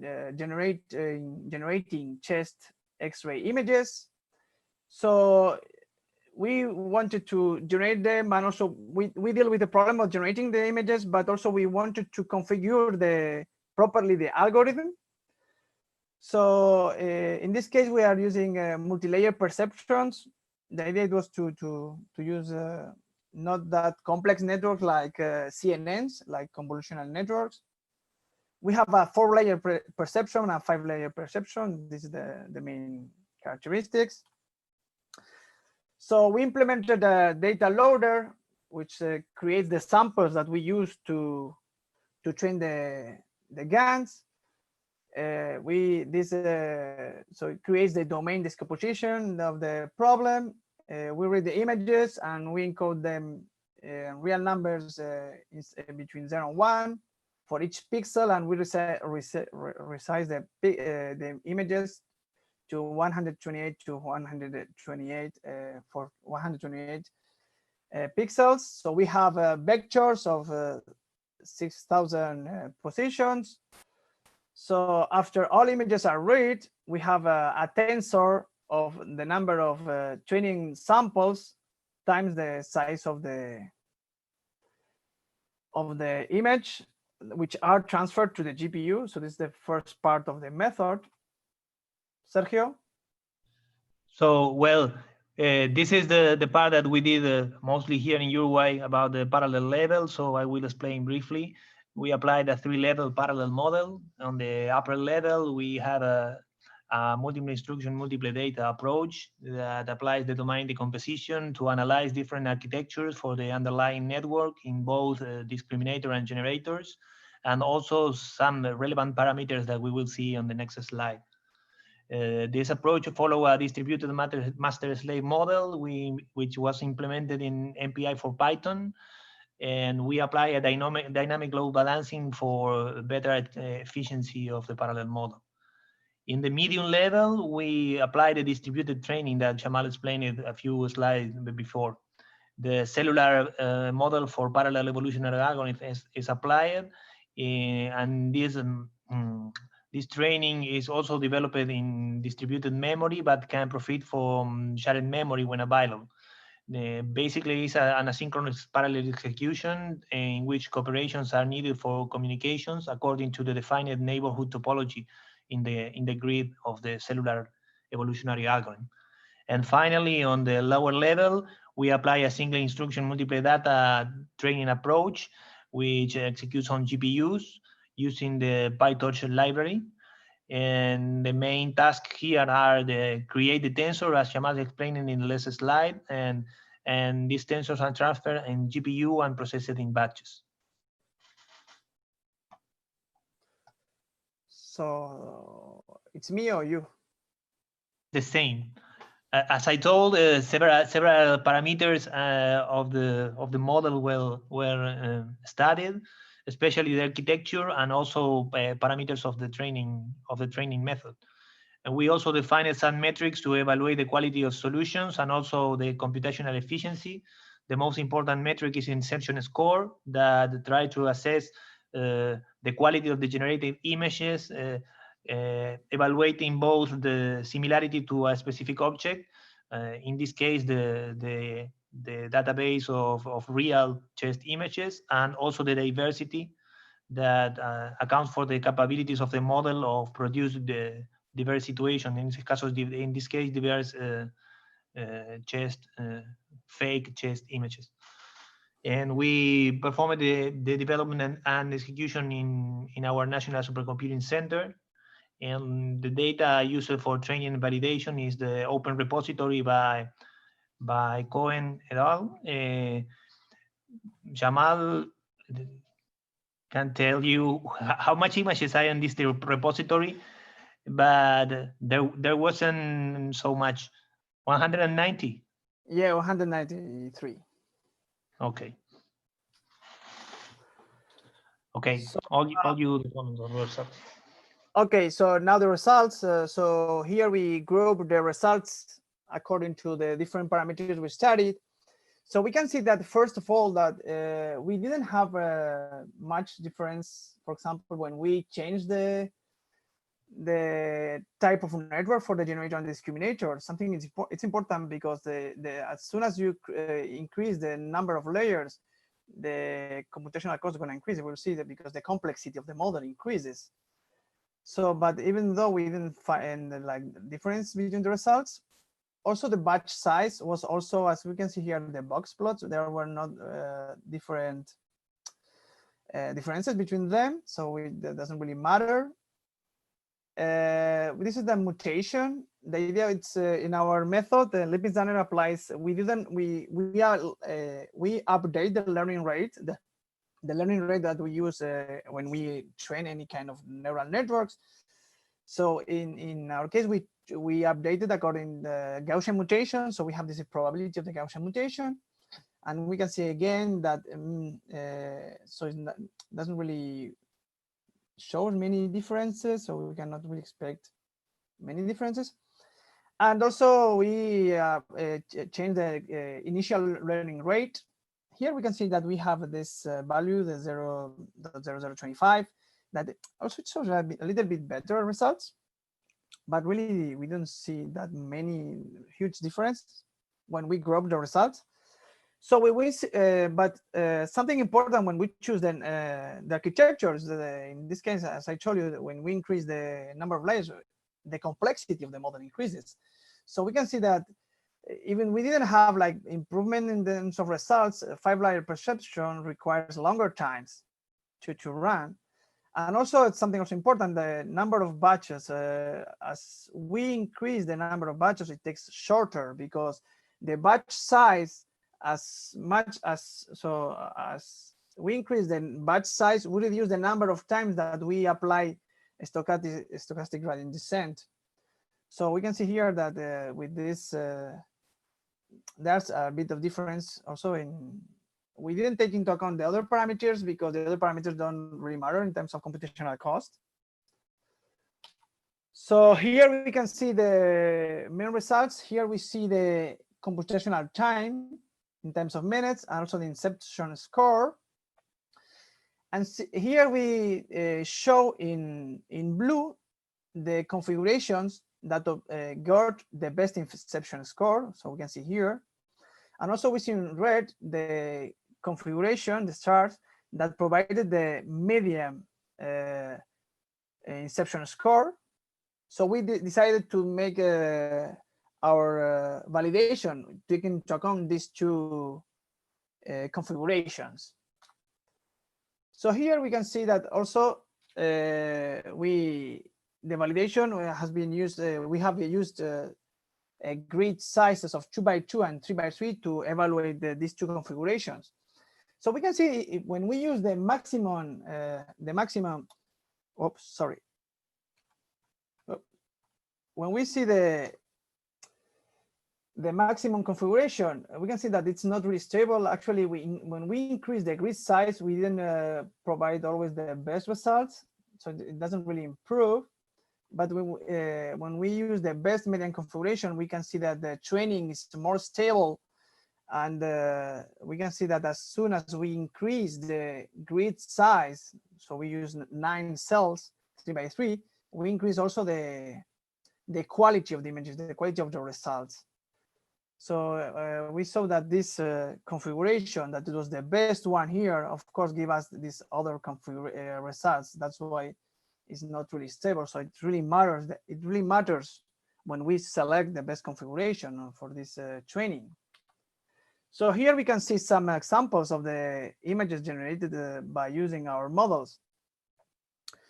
And so we can see that they are really, so I cannot see really, here we cannot see really the differences between them. And I think that that's all. So here we show that we deal with this problem by using parallel distributed GANs. We used 3 levels of parallelism, multiple instruction, multiple data for parameters configuration. Also we implemented master-slave cellular model for our distributed convolutional training. It's a pity that we have no time to introduce how Lipin's-Danner works, because I think that it's something really interesting to see how we train this population of GANs in parallel. But really, you can see plenty of information if you look at for it in the internet. We have our website and so on. And also we use a single instruction multiple data for training. So we observed that the 3x3 obtained the best results, the most robust results when we use the median configuration. And also we are working in extension actually right now. We are using other kind of training data set to generate not just COVID. Also, we want to generate other kind of illnesses related with the chest X-ray images. Also, we are trying to, before starting using the data augmentation, using GANs, using some kind of other approach of data augmentation to create another kind of synthetic data. And that's all. Thank you, Jamal. Nice presentation. Now, yeah, the questions are at the end of the session, so stay online. Great. Stay still in the account from Sergio. And now we'll follow with the next article, which is the presenter is Felix Mejia. He is a PhD student who is coached by Michel Ribel and Sean Henao. Well, he is a system engineer and master in informatics, and he's going to present us with the. Are you there, Felix? Felix? Yes. Yes. Okay. Okay. Jamal, please stop sharing your screen. I'm trying to see how to now. Okay, nice work. Felix, you can share your screen now, I think. Yes. And Listo. you can start whenever you're ready. Okay. Perfect.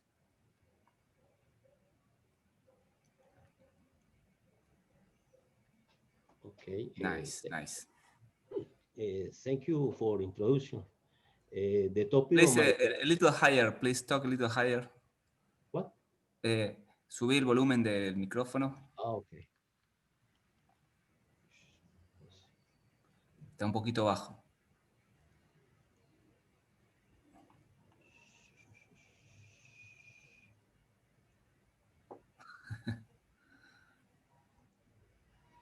Micrófono. Ya, okay. Si no, grita un poquito más. Ahora bájalo un poquito, me parece que te fuiste. Ya. Ahí está. Ok. Ahí ya, ¿me oye bien? Adelante, ¿qué? Let's go. Okay. The topic of my presentation is analysis or regularization of deep learning models on different testbeds. Introduction and relay work. One of the important parts of deep learning is generalization of algorithms that is their good behavior of data not seen during training. Medicine is one of the sciences that has benefited more from deep learning algorithms, since they take advantage the great computation capacities that allow the analyze of large amount of information to predict the risk of death, the duration of hospitalization, and the length of stay in intensive care units in the others. Performance behavior is path to the algorithm's implementation and scalability. The regularization is effective way to generalize models. There are many techniques that allow regularization. The training of deep neural networks, so weight decay, early stopping, data augmentation, drawdown, and others. Material and methods. For the evaluation of the algorithm, we used a data set of the medical system program from the France region Côte d'Azur. This data set has 10,863 input parameters. There are patient features related to the field width of the hospitalization and the 2008. And we classify in 14 classes. These classes are the medical target, are related with the medical core purpose. At training record, we had batch 99,306 records, and validation record, we had 5,841, and test record 11,684. The neural networks architecture, we had 3 neural network architectures with multi-layer perceptron. The field neural network architecture has 8 hidden layers, is layer with 256 neurons. The second neural networks architecture has 4 hidden layers, where each layer has 512 neurons. The third neural networks architectures had 2 hidden layers, each with 1,024 neurons. The computational resource used were 2 PCs. The features of these PCs are shown in this table.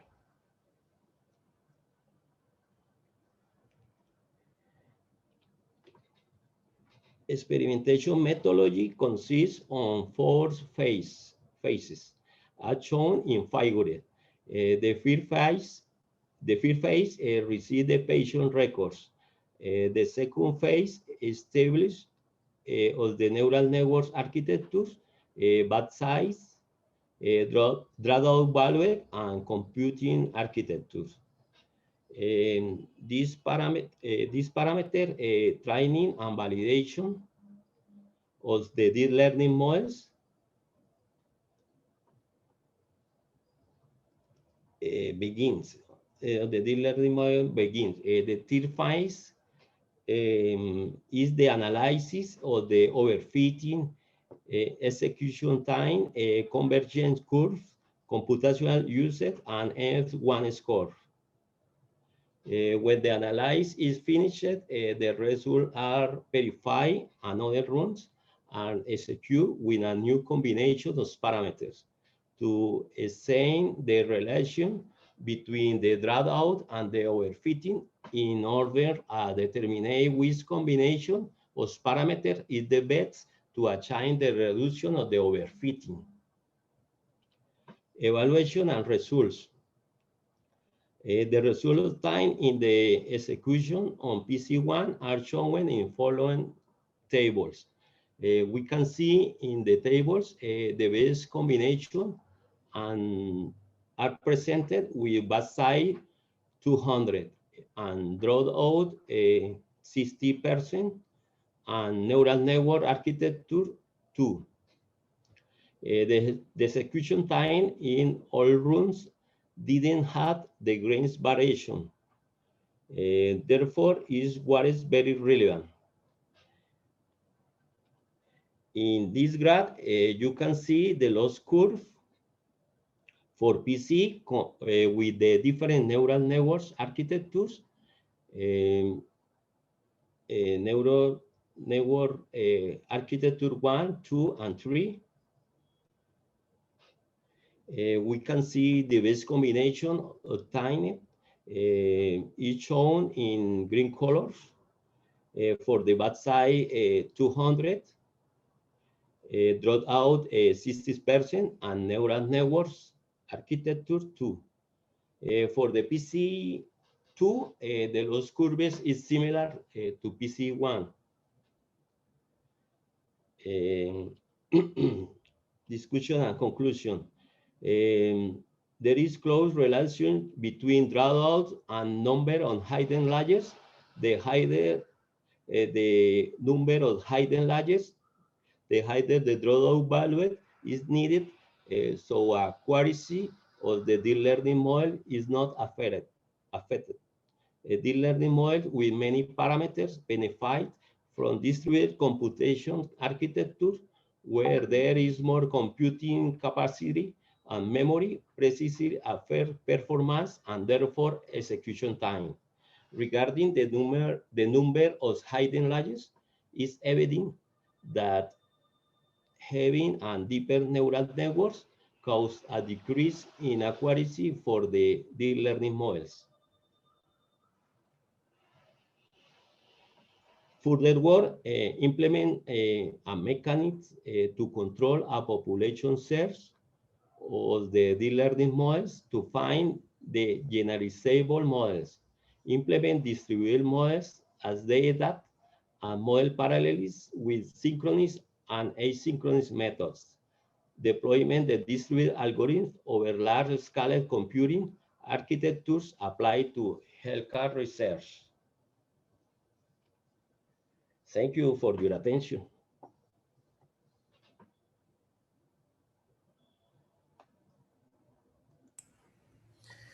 Thank you, Felix. Nice presentation. Let's move to the next one. Alejandro, are you here? Please, Felix, stop sharing your... okay, thank you, Felix. Thank you. Alejandro Reteaigui is a PhD student. Are you there, Alejandro? Sí, acá estoy, Alejandro Reteaigui. Perfecto. Mucho gusto. Muy bien. Alejandro will talk in Spanish, so I switch to Spanish too.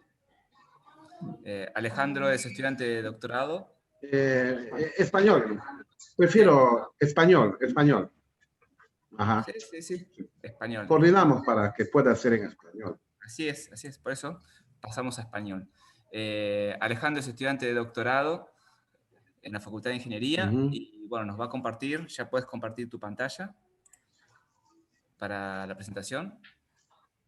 Así.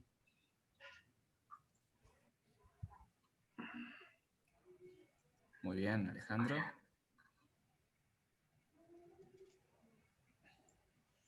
Ahí está compartiendo.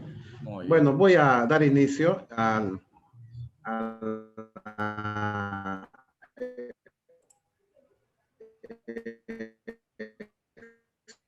exposición sobre una aplicación informática para... Alejandro, discúlpame, quizás te conviene sacar el video porque me parece que tu Nosotros somos de la Universidad Nacional de Medicina Peruana.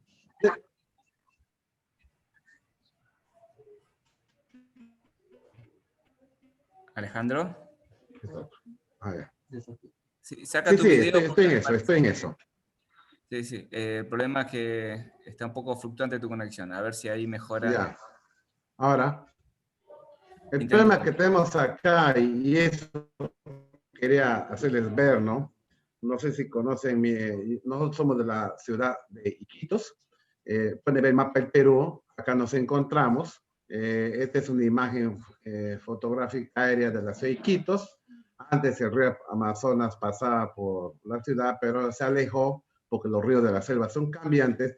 Y ahora este era el río Italia que desembocaba en el río Amazonas. Ahora el río Italia pasa por la ciudad de Iquitos.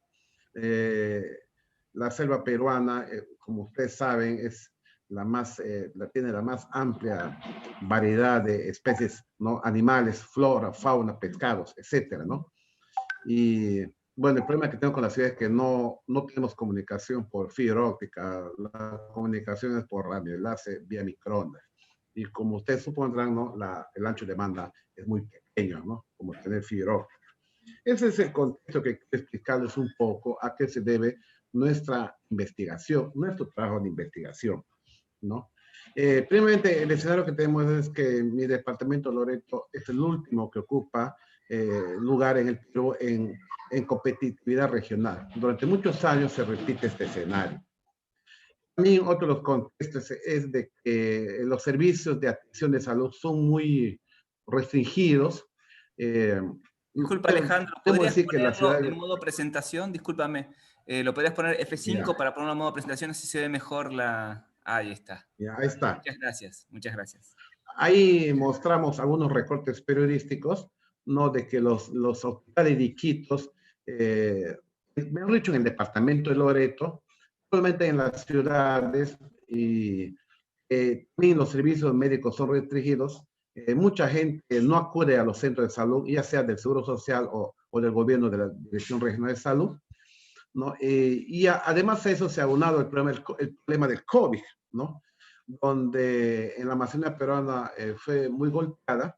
Llegó momentos de que morían hasta 160 personas diarias, ¿ya? Y también hemos estado analizando también dentro del contexto de que acá en la selva amazónica el ambiente, el medio ambiente es un poco agreste, como es un medio tropical, hay bastantes insectos, parásitos, ¿no?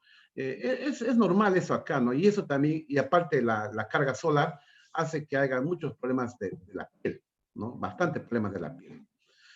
Entonces, por recomendaciones de los especialistas médicos, quedamos en que podemos empezar trabajando con dos enfermedades, ¿no? El impétigo y la psoriasis, ¿no? Segundo, debido al problema del COVID, usted sabe que todo se restringió, como dicen acá, emergencia, nadie sale de su casa. Entonces, no pudimos conseguir imágenes fotográficas rápidas de los centros de salud. Entonces, acudimos a páginas web para poder conseguir las imágenes. Conseguimos, ahí tenemos algunas imágenes que conseguimos de algunos portales web, ¿no? Usamos en primera instancia el algoritmo, el impético B3, ¿no? Usamos el algoritmo Inception B3, pero cuando presentamos el paper, los reviseros nos dijeron que ampliemos más, que confrontemos con otros algoritmos, ¿no? Entonces, ampliamos a usar otros algoritmos para analizar estas enfermedades, como vuelvo a repetir, el impétigo y el psoriasis, ¿no? Son enfermedades de la piel. Agarramos las imágenes y para poder, como no podíamos contar con más imágenes fotográficas, usamos dos algoritmos adicionales, ¿no? Para poder contar con más imágenes, ¿no? Se usó el algoritmo, había el algoritmo GAN y el de augmentation creo en inglés, ¿no? Entonces, consistía en eso, ¿no? De poder multiplicar las imágenes por 10, ¿no? Bajo unos parámetros que lo pueden ver en la imagen, ahorita va a aparecer, ¿no? Ese es el dataset with augmentation, ¿no?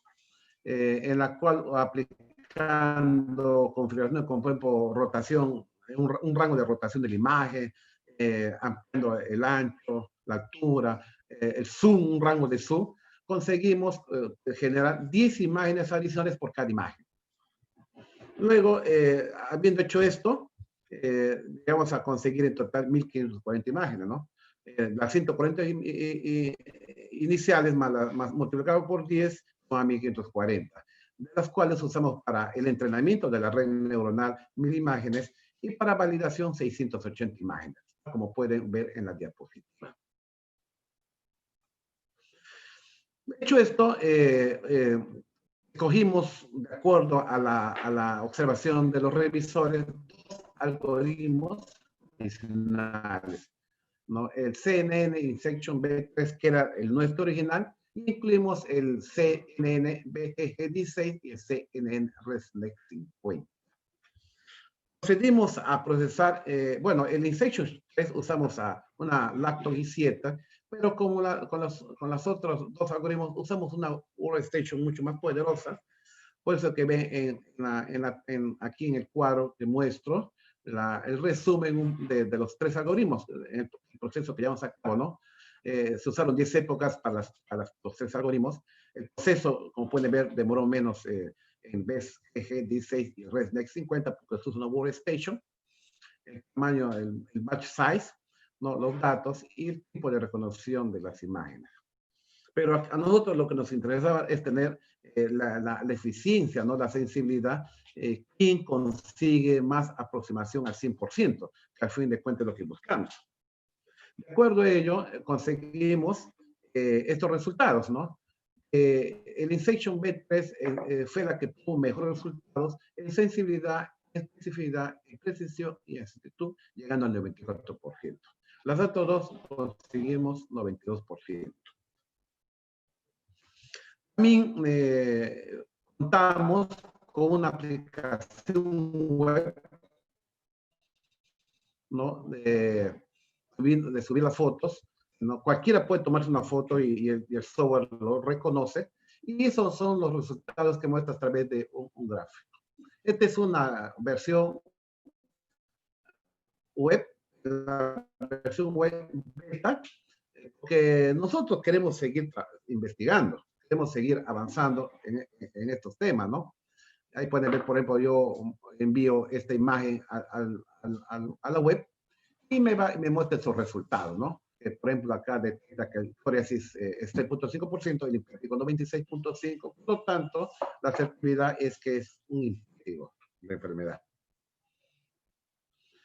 Algo que queremos notar nosotros es de que nosotros queremos seguir ampliando las enfermedades, ¿no? Que se pueden ser detectadas usando redes neuronales convolucionales. ¿Por qué les digo? Le comento, como nosotros somos docentes de la Universidad de la Amazonía, justo una semana antes, o en la semana antes de la declaración de emergencia por la pandemia, íbamos a tener conversaciones con el Seguro Social, con la Dirección de Salud, para hacer convenios para conseguir imágenes fotográficas de la piel en todas sus manifestaciones, también conseguir placas radiográficas, es decir, todo se puede tener imágenes para dar un dataset en la universidad poder procesar todas ellas. De tal modo que al final poder tener aplicativos web para subirlo a la web y puedan nuestros compatriotas, los peruanos, poder tener un diagnóstico de su enfermedad antes de ir de repente a congestionar los seguros, los servicios médicos. En líneas generales, eso es mi exposición. Estoy a la espera de cualquier interrogante que puedan tener. Gracias.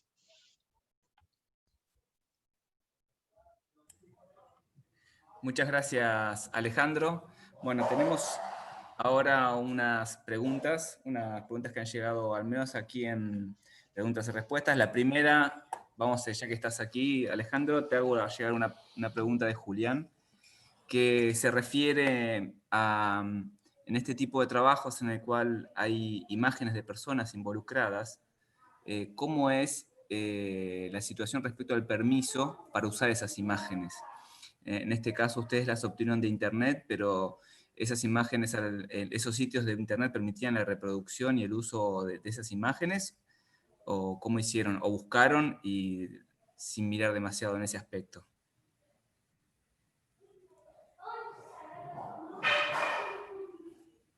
¿Alejandro?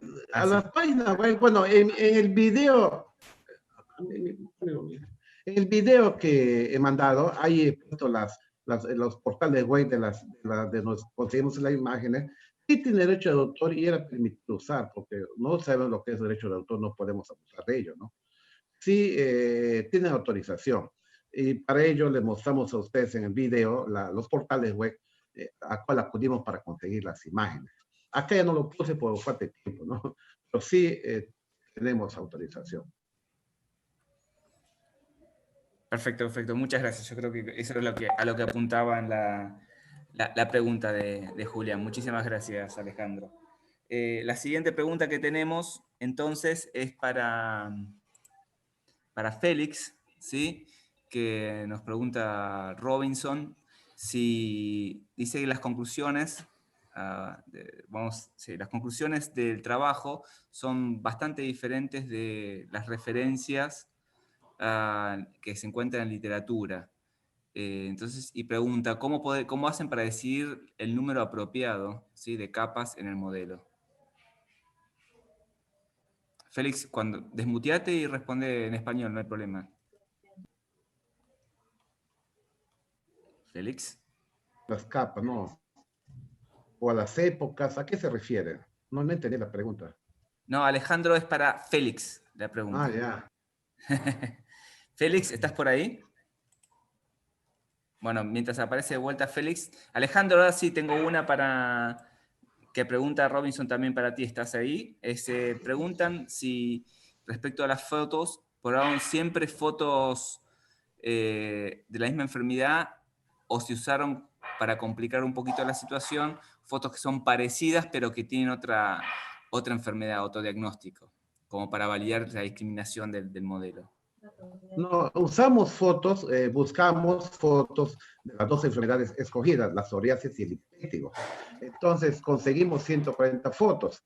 Y cuando presentamos, los revisores nos dijeron, amplíen, pero como contamos con poco tiempo, no tenemos mucho, entonces a cada imagen le aplicamos ese algoritmo de aumento, ¿no? Donde Claro, claro. Eso sí está claro, discúlpame Alejandro, pero lo que pregunta Robinson es si dentro del conjunto de imágenes en el que ustedes pusieron a prueba el modelo, tienen enfermedades cuya forma o la parte visual de esa enfermedad, las imágenes que generarían en una persona son parecidas a la psoriasis y a la otra, creo que vitiligo era la otra, cosa de poder saber si el modelo realmente discrimina, ¿sí?, algo parecido. Y entendí la pregunta, y entendí. De lo que se trató es, por ejemplo, cuando entrenamos el software, cuando corremos el impétigo, usamos esas fotos y para probar si no son, usamos la psoriasis, ¿no? De tal modo que si detectaba, pues he puesto ahí,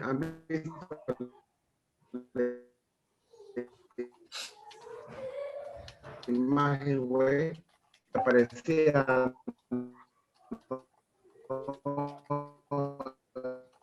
psoriasis, por decir 98, y impétigo 3%, por ejemplo, ¿no? Entonces, de lo que se trata, como le vuelvo a repetir, nosotros vamos a seguir este tema, no solamente con esas dos enfermedades, vamos a seguir ampliando. De lo que se trata, es conseguir un buen algoritmo, con la cual procesar el impétigo. Cuando lo entrenamos, ¿no? Ponemos la otra enfermedad, la psoriasis, para ver si detecta reactivos. Así hemos trabajado con las dos imágenes. De eso se trató. No hemos usado otras fotos parecidas. No, solamente trabajamos con esos dos tipos de enfermedades de la piel. Nos hubiese gustado tener más fotos para meterle otro tipo de imagen, ¿no? Por ejemplo, acá hay imágenes, pero hay enfermedades de la piel regionales que le llaman así como sarna, caracha, son términos, pero justo nos tocó trabajar este paper, que es parte de todo doctorado en la pandemia, ¿no? Y podemos, como hace la pregunta Robinson, podemos usar pecas, cáncer de piel. Esto es bueno porque con ello el software puede discriminar, ¿no? Detectar si es la enfermedad que queremos ubicar, ¿no? Por ello, si nosotros podemos, nuestro deseo es seguir investigando, puede llegar a un nivel en que le metemos cualquier tipo de enfermedad de la piel y el software te diría si es una peca, si es una psoriasis, o si es la enfermedad X o la enfermedad Y o Z. Ese es nuestro objetivo final y vamos a seguir ahondando en ese tema. O ya con lo que hemos trabajado con el algoritmo Encryption B3. Espero que haya absuelto su pregunta. Creo que sí, muy bien. Muchas gracias, Alejandro. Creo que está Félix, que teníamos una pregunta para él, está con problemas de conectividad, pero Carlos Jaime se dispuso, se considera el héroe para responder la pregunta de la cantidad de capas que tiene, cómo saber, cómo decidir la cantidad de capas para poner en el modelo. Bueno, realmente lo que se está haciendo es probando unos, perdón, o sea, un nivel de profundidad de acuerdo a la arquitectura. Entonces, en las pruebas que se mostraron inicialmente, solamente pues están utilizando unas NVIDIA Jetson y la idea es pasar a la escala. Prácticamente, digamos, lo que busca el proyecto es, a partir precisamente de esa función que presentó Félix, es ver cómo se pueden aumentar las capas, siempre y cuando yo tenga más posibilidades de arquitectura para escoger esa profundidad.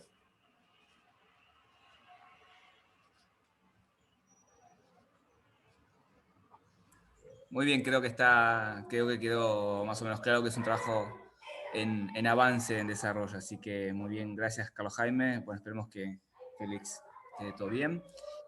Con esto, salvo que haya alguna otra pregunta de último momento, agradecemos a los presentadores por sus presentaciones, fueron todas muy interesantes.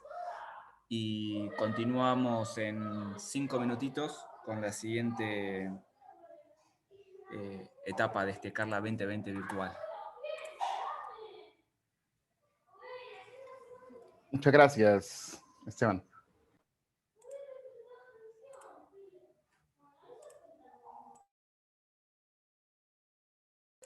I think we're gonna have a talk from one of the sponsors, no? Yes. Yes, the idea now is the professional service and liquid cooling for refilling systems by Melissa Logan in 4 minutes. Okay. Stay tuned. We'll start soon the next presentation in our virtual conference. Okay.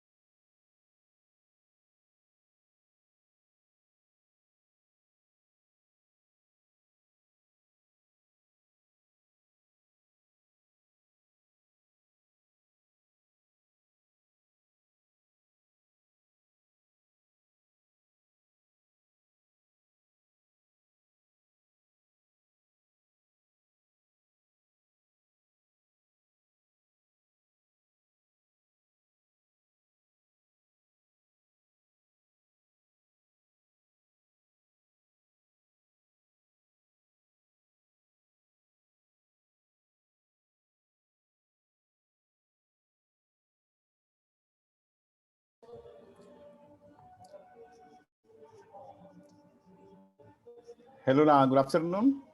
So for me, it's a pleasure to present the the next presentation of one of our partners by Milan Saloke. Milan Saloke is professional service and liquid cooling for electricity system researchers and specialists. He's specializing in the same data center power and liquid cooling solutions. Has experience of more than 28 years, of which in the UPS industry for 12 years, and more than 16 years as the same expert in power and cooling for data centers.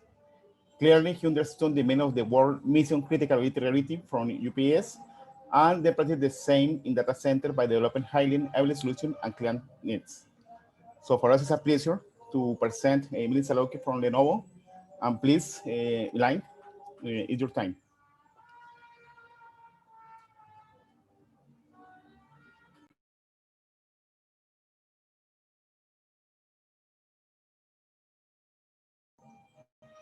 We cannot hear you, Milan.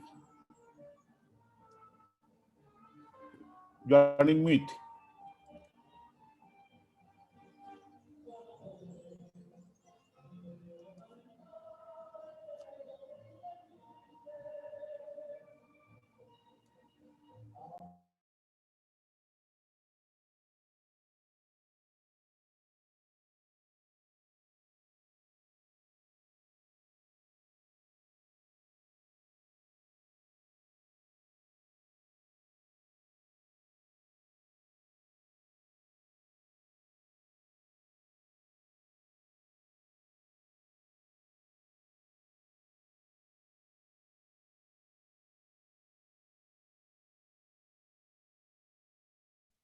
I can unmute. Yes. Now I'm audible, Carlos. Yes, now it's okay. Thank you very much. So, Perfect. so now you can share your screen, please, and you can start. Thank you very much. Yeah. Now, is my presentation screen visible?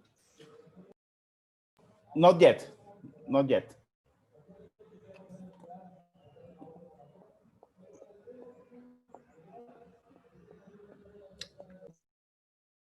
I think I have to go here and then do my share of my screen.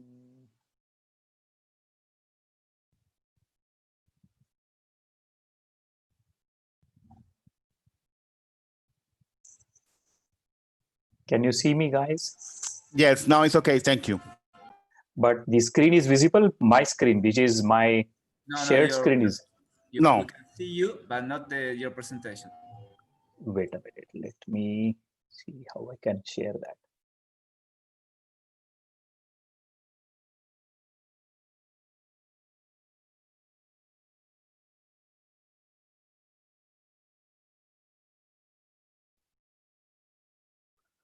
Oh God, I'm not able to see the share screen mode here in my Zoom window. Can someone guide me? I think it's one of the icons in the inferior part.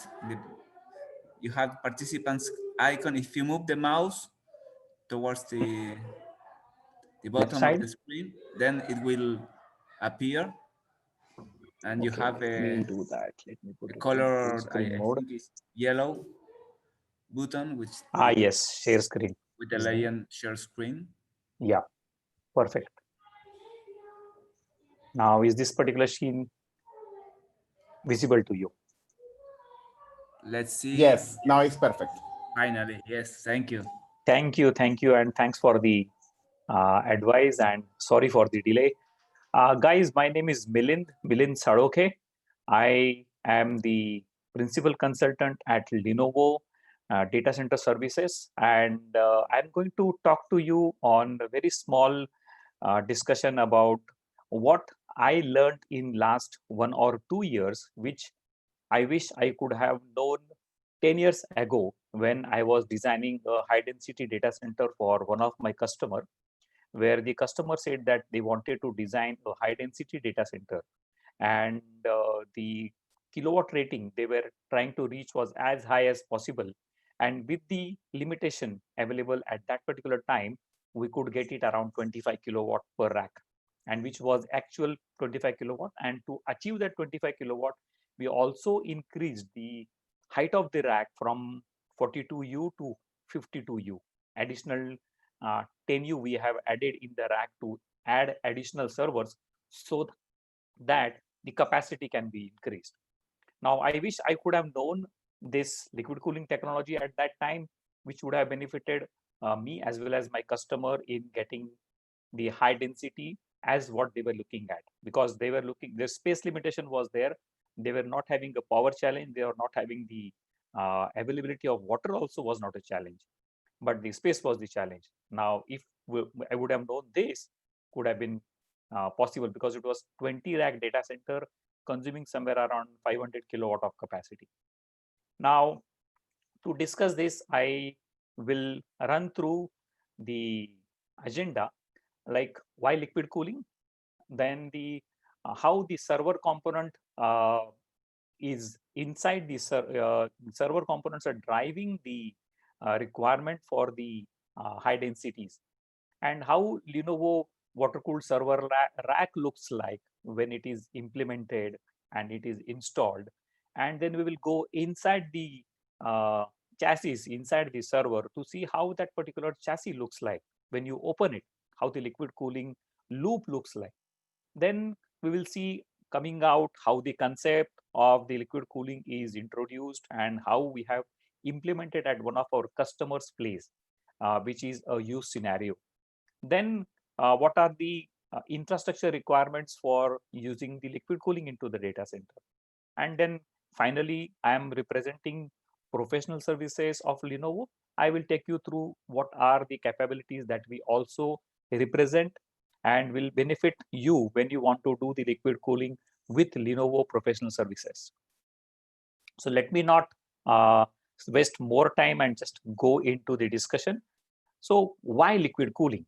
At that particular point was in my mind, because I have been doing data center designs with air-cooled technology, or you can say the crack or the indoor coolers, for last more than a decade. And I was also having that doubt in mind, why are people going to liquid cooling? But when I started studying about it, when I started seeing the implementations, I have noticed that the water is 3,500 times better than using air, which resolves all the doubts from my mind, because I was able to get around 8 or 10 kilowatt without any supplemental cooling. And when you say 3,500 times better, which means the water is the ultimate solution at that particular, or at this particular time, for doing the high density cooling. And why the liquid cooling is necessary getting into the data center?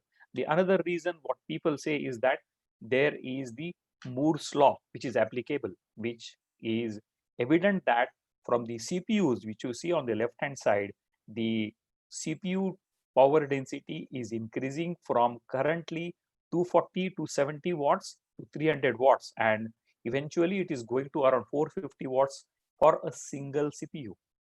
And remember, for high performance computing or artificial intelligence, now the new entrant of GPUs which are coming in, which are driving these powertrains on the higher side. If you look at the GPUs which are coming in this specific year and which are getting introduced at the end of this year, will consume somewhere around 400 watts moving ahead. Which means, if I can do a very brief comparison to you, that the 300 watt CPU, if you use in a rack, which will be consuming somewhere around 144 CPUs in a rack, which when you do the high performance computing requirement, which will consume somewhere around 45 to 50 kilowatt per rack, which eventually I don't think the air cooled technology will be able to give you sufficient amount of cooling. Even if you want to do it, the velocity of airflow will be extremely high, and it will be a very noisy environment. And if you have any hindrance there, your servers will fry. When you look at the CPU and GPU combination for artificial intelligence, where you use more number of cores, these combination is driving that particular power density from 50 kilowatt to as high as 80 to 110 kilowatt. The 400 watt GPU, which we are talking of, will be somewhere consuming around 80 to 90 kilowatt, and moving ahead when it goes from 400 watts to 500 watts, in 1 year's time, that will be taking that density to 110 kilowatt. Now, which essentially means that the 1U node of a server will consume somewhere around 1600 watts to 1800 watts of power. Look at it, when you install around 36 to 38 of the 1U nodes into one rack, the power densities are eventually going to go very high. Now, how the high density or high liquid cooled rack looks like, that is the doubt people will have in their mind. So this is the picture. I have taken it from one of the installation sites which we have done, where you will see on the left hand side the indication marks as 1, 2, 3, 4, 5, 6. So that means there are 6 chassis which are installed, and these 6 chassis are provided with the power which is not seen because the rear side is completely taken over by the liquid cooling. So on the extreme right hand side, there are 2 rectangles, one with the blue color and the one with the red color. That will give you the idea that the water is entering from the bottom of the rack, and then it is taken through the stainless steel pipes, or we call it as a manifold, to take the water to the individual chassis, and from chassis it gets distributed to individual node. And mind you, when we do the compute, we usually have around 2 nodes sitting side by side in 1U space. Now, 6 such chassis and 12 nodes in one rack will be somewhere around 144 CPUs will be utilizing this whole space, which means around 36 U is consumed. Actually, in a 42U rack, we can put 7 chassis, but then you will not have space to put any networking switch, which will consume some 1U or 4U space depending upon the densities. Because for this as well, you need to have a lot of cabling that need to be done for communication between the CPUs as well as with the master node. So some amount of space is required for the switches as well. Now on the right hand side, which is not visible to me here, but you will see the Lenovo rack which is shown here. Now that Lenovo rack, why we are proposing Lenovo rack to be used? Because what we have done is, when we implemented liquid cooling, we also designed the Lenovo rack around it, which is capable of not only distributing the power within that particular rack, because these chassis are a deeper chassis. They will require power, which is, when you say 45 kilowatt of power for a rack, essentially it means that 6 number of power cords used to be brought in with 3-phase supply each, and that distribution becomes another challenge. So we have done a very intelligent way of power distribution within the rack on the rear side, and also it is optimized for liquid cooling as well. So this particular rack, you can get it pre-configured, pre-installed from the Lenovo factories at 3 locations worldwide. So the implementation will become easier when it reaches at site.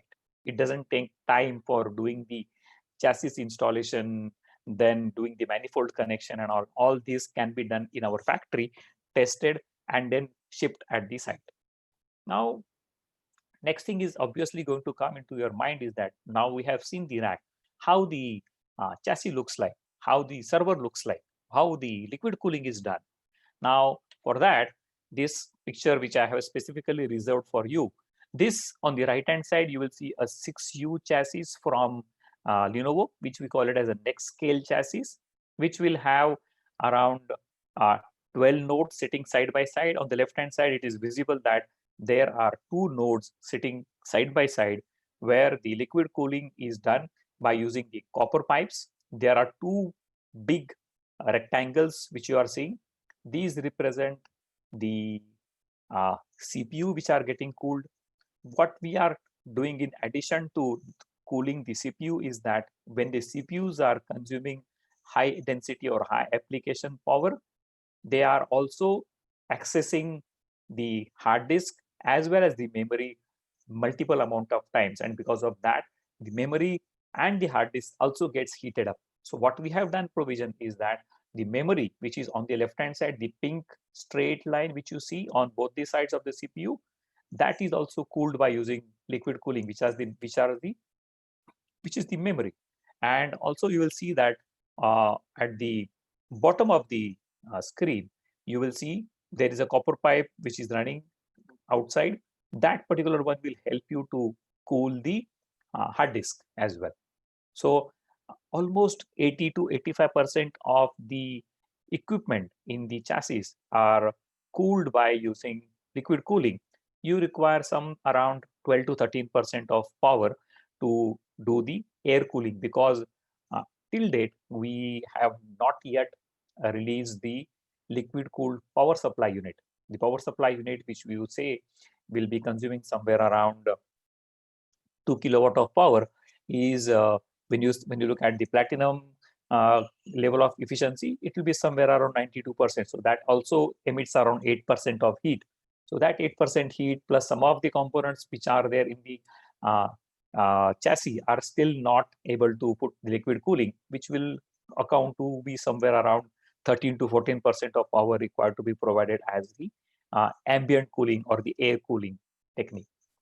Now, since we have seen the liquid cooling, how it works inside the chassis, now let us go into the infrastructure side and see how that particular cooling works outside the data, outside the system. So this is the concept diagram I have prepared to explain to you, and it essentially has got three major components. And by looking at the Latin America weather conditions, you may not need to use chiller inside the liquid cooling technology. Does that sound interesting to you? Because we say that when you do the liquid cooling, directly chip cooling, which you are deploying, you can use water at higher temperature. And we can go to temperature of the water as high as are almost 40 to 45 degrees. And for 40 to 45 degrees temperature, you don't need the chiller to run. No such need of running the chiller. You can straight away use the condenser or dry cooler to get the water cooled from the ambient of the air and bring it back into the data center. So for that particular conversion, we also propose a CDU. We call it as a coolant distribution unit.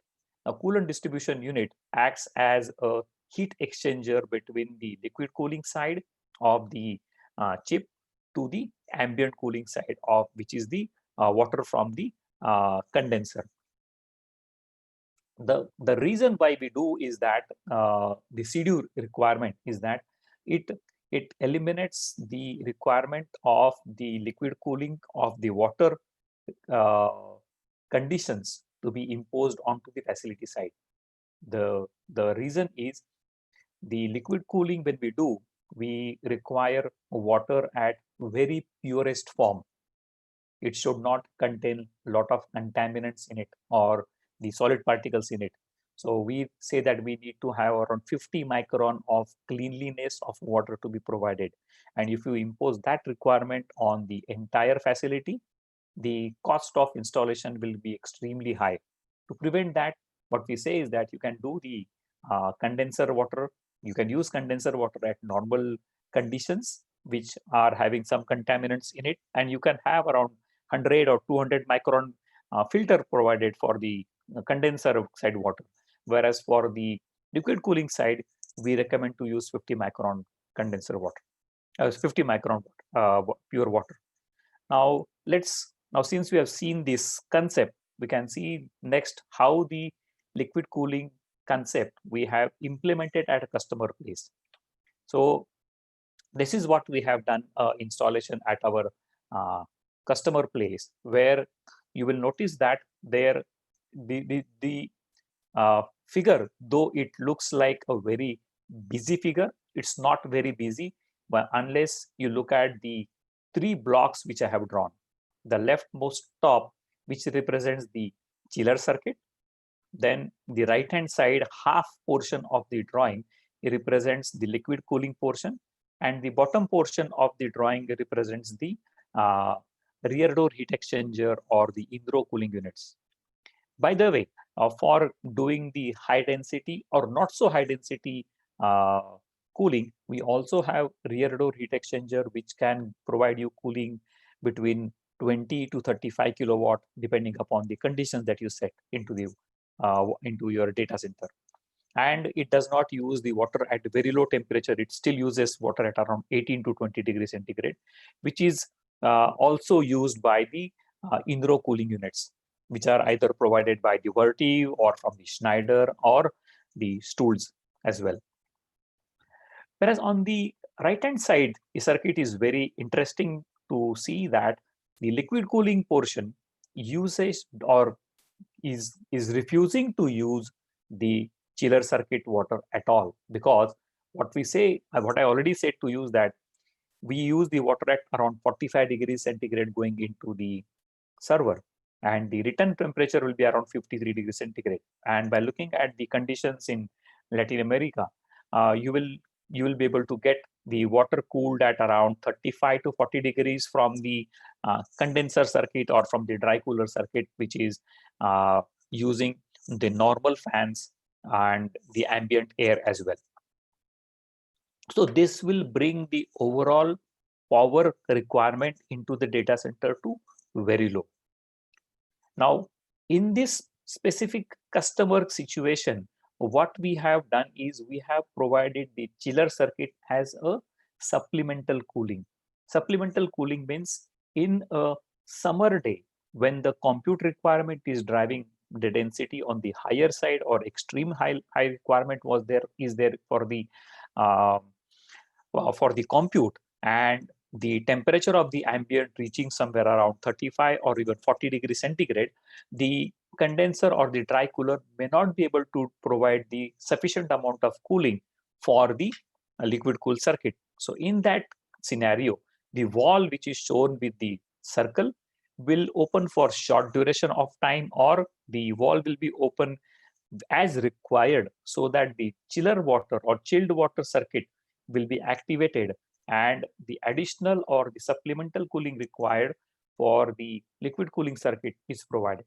For example, if you are requiring, say, 600 kilowatt of power, and the condenser is designed to deliver around 500 kilowatt of power, but 100 kilowatt will be requested or borrowed from the chiller circuit till the temperature or the compute requirements are satisfied. That is how the circuit is designed. We can do the design and we can still provide you the variable and flexible temperature as well. Some customers in European environment, they may not be able to get higher temperature as what you get it in the dry cooler circuit in Latin America or in some Asian countries as well. So there we also have the flexibility of running the liquid cooled circuit not at 45 degrees. We can bring it down to 40 degrees or even 30 degrees or even lower than that. But we need to work with specific conditions at what the ambient is designed at. Now we have seen the installation implementation has happened for the customer. Now let's see what are the infrastructure requirements for the liquid cooling. They are not so high as it turns out. If you look at this, we just require the water, a rack, and a CDU for doing the liquid cooling, because other components will be delivered from Lenovo side, which is the liquid cooled servers, chassis, and the rack with manifold implemented. Now, why we propose to use water? Why water? Why we are not proposing to use glycol? And when I did that particular discussion with the experts, they told me that why not water? Because water is readily available in environment. And if you are looking at pure water, that is also available, because the wet cell batteries used in the other application still demand the distilled water. We don't use the distilled water, we just use the deionized water, which is not so expensive as the distilled water. And when you do the contamination of the glycol in it, that particular water becomes still expensive. So water becomes a resource which is not so expensive, readily available, which will save cost to you at the initial deployment, At the same time, it will save cost in the repeat requirement when your water gets exhausted from the pipes, because water gets evaporated even though it is running in the closed circuit. You need to do top up of water, say once in 6 months or once in a year, very small quantity. And one more thing, when you add the glycol into the water, because of the impurity that's get added, the water becomes less resistant, or its heat carrying capacity or heat removal capacity reduces, which reduces to the tune of around 5 to 8%. Now 5 to 8% is not so high quantity, but if you look at big numbers like around 500 kilowatt or 1 megawatt of data center size, that 5 to 8% efficiency matters a lot. Now, because of the efficiency and the viscosity of the water being very low, you can manage lower flow rates, which will result into lower pressure, or you can go on the pump size reduction, or in the same pump size, you can feed more number of racks. That is how the advantage of water goes over the glycol. And in countries where the temperatures are not reaching sub-zero or lower than zero, no need to use the glycol water. At the same time, we are using the water at around 40-45 degrees. So absolutely there is no need to use the glycol there in that circuit. Now the Lenovo rack, I will not spend more time on to Lenovo rack. Already we have done the discussion on this. This is 42U rack height. And if you take the services from Lenovo, Lenovo can do the pre-assembled rack delivery at your site, and it will be easier to implement and save time as well.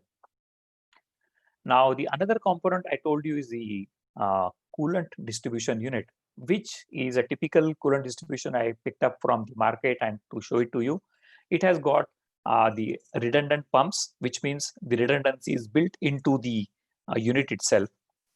So if one pump fails, the second pump will automatically take over, and you can go with the pump which are the VFD driven pumps, so that when they are running at lower power requirement, they will still save power to you.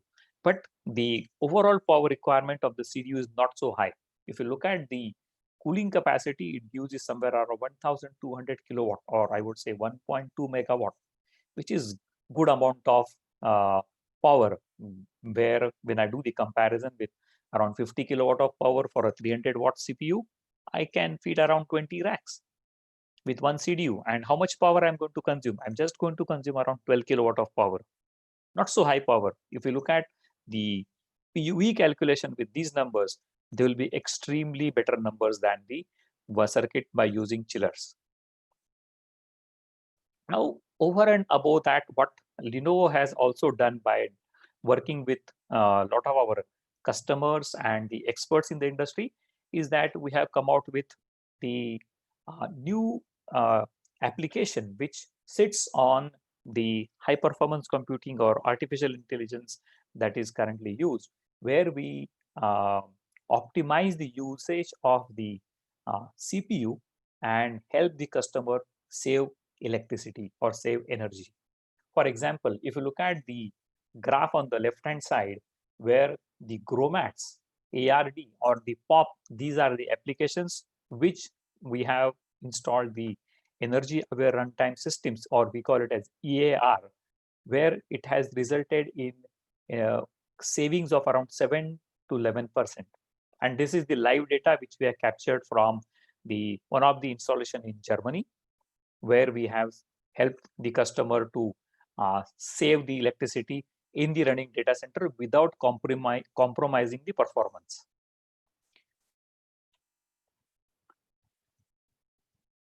Now, let me, I have almost come to the end, and I'll be taking you on a small journey on the professional services from Lenovo, because Lenovo not only supply servers to you, we also do the application installation, we also do the OS installation, and these services can be provided to you, as well as maintaining your servers. That also can be taken care by the Lenovo as end-to-end ownership from our side.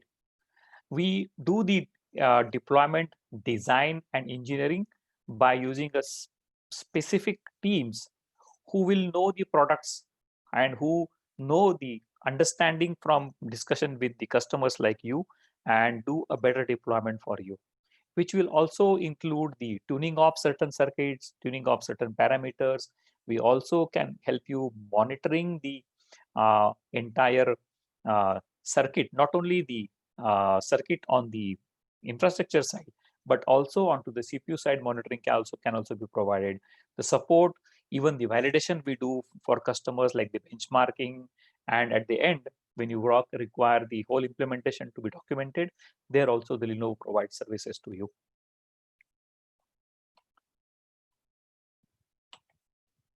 Now, this is the additional services provided from the Lenovo, that is the proactive monitoring or the incident and problem management, where the team from Lenovo will be providing the on-site support or the remote support, and monitoring the hardware. They'll be able to give you the analysis of what is happening in that specific period of time. As per your requirement, we can do the configurations, or if you want to change the configurations over a period of time, that change management also can be documented and submitted to you. This is the additional services offered from Lenovo for the existing data centers where customers are facing some challenges in terms of temperature reaching high, or hotspots are generated, where we can come and do the study of your data center and help you reducing those hotspots, at the same time improving the efficiency of your data center. Now, for liquid cooling, we have two people, myself, Milind Sadokhe, and Gerard Butterbo is again a very senior guy within Lenovo, and he has been doing liquid cooling since more than 8 to 10 years. I think I come to the end of my presentation. Are there any questions? Thank you very much, Filat. Yes, there are a lot of questions here. So the first one, let's say cooling is one of the big concerns of the instrument makers. So what do you think to eliminate traditional air cooling facilities to use liquid cooling only? Yes, this is a very, very good question, because when I was doing the data center design, this was the major question people used to ask. They say that, oh, we don't want to bring water into a data center, but now I'm taking the water to the chip. So to explain that particular question, let me go back to my presentation slides and see if I can go to the rack. I'll just take you not to the rack, but I can explain to you by using the my rack, my server itself. If you look at this particular server, this server will be provided on the rear side. If you notice, oh, sorry, is it visible to you or? Correct. Now it is visible. Now on the rear side, there are two connectors which are representing the connection to the manifold. Now these are provided with this special type of connector. We call them as a ball type wall. These are quick connects, which does not require any turning or even spanner, anything to be connected. And these usually have the ball at the end with the spring from the back to pressure, to put the pressure on it so the water will not come out. And when you connect the two pipes together for joining them, these balls are automatically pressed and the water flow can be started, which means that the joints are leak-proof joints. Over and above that, inside the chassis, near the connection where it is made, we already provided a water leak detection system, which will tell you that the water is leaking or not. So this is for the indication purpose, whereas by using the quick connect circuit, we are minimizing the leakage. Even if I remove the rack from the circuit, which is in the live condition, it will release a very, very small amount of water, and it depends upon how quickly I'm removing that connection. If I remove it very fast, the water will not at all come out from the pipes. And the pipes that we use, the flexible pipe that we use for the connection from the CDU to the racks, they are tested at very high pressure limits. For example, if I'm suppose you're using 70 to 100 bar pressure into my pipes, which is the requirement for my circuit, these pipes are designed at 350 to 500 bar pressure. So which means the pipes may not burst even if the pressure increases by 2 times. Thank you very much. We have another one. There are here in Latin America a lot of data centers over 2,000 meters above the sea level. For example, Bogotá, Quito, La Paz. Is still liquid cooling efficient? And what about place near sea level? For example, Cartagena, Lima, Mérida in Mexico, or Sao Paulo? Okay, great. This is another good question, because this question is not coming onto the Asia side customers. This is you will have a different challenge when you go to higher temperature limits, because when you go to beyond 1,000 meters, your temperature automatically will fall. So you will not require to use chiller at all.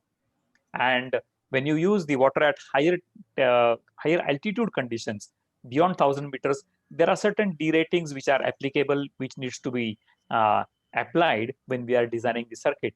But still, liquid cooling can be done. We need to do the proper study when we want to do the implementation for your data center with the liquid cooling side. But I don't foresee any challenge in that. Okay, thank you very much. Another question.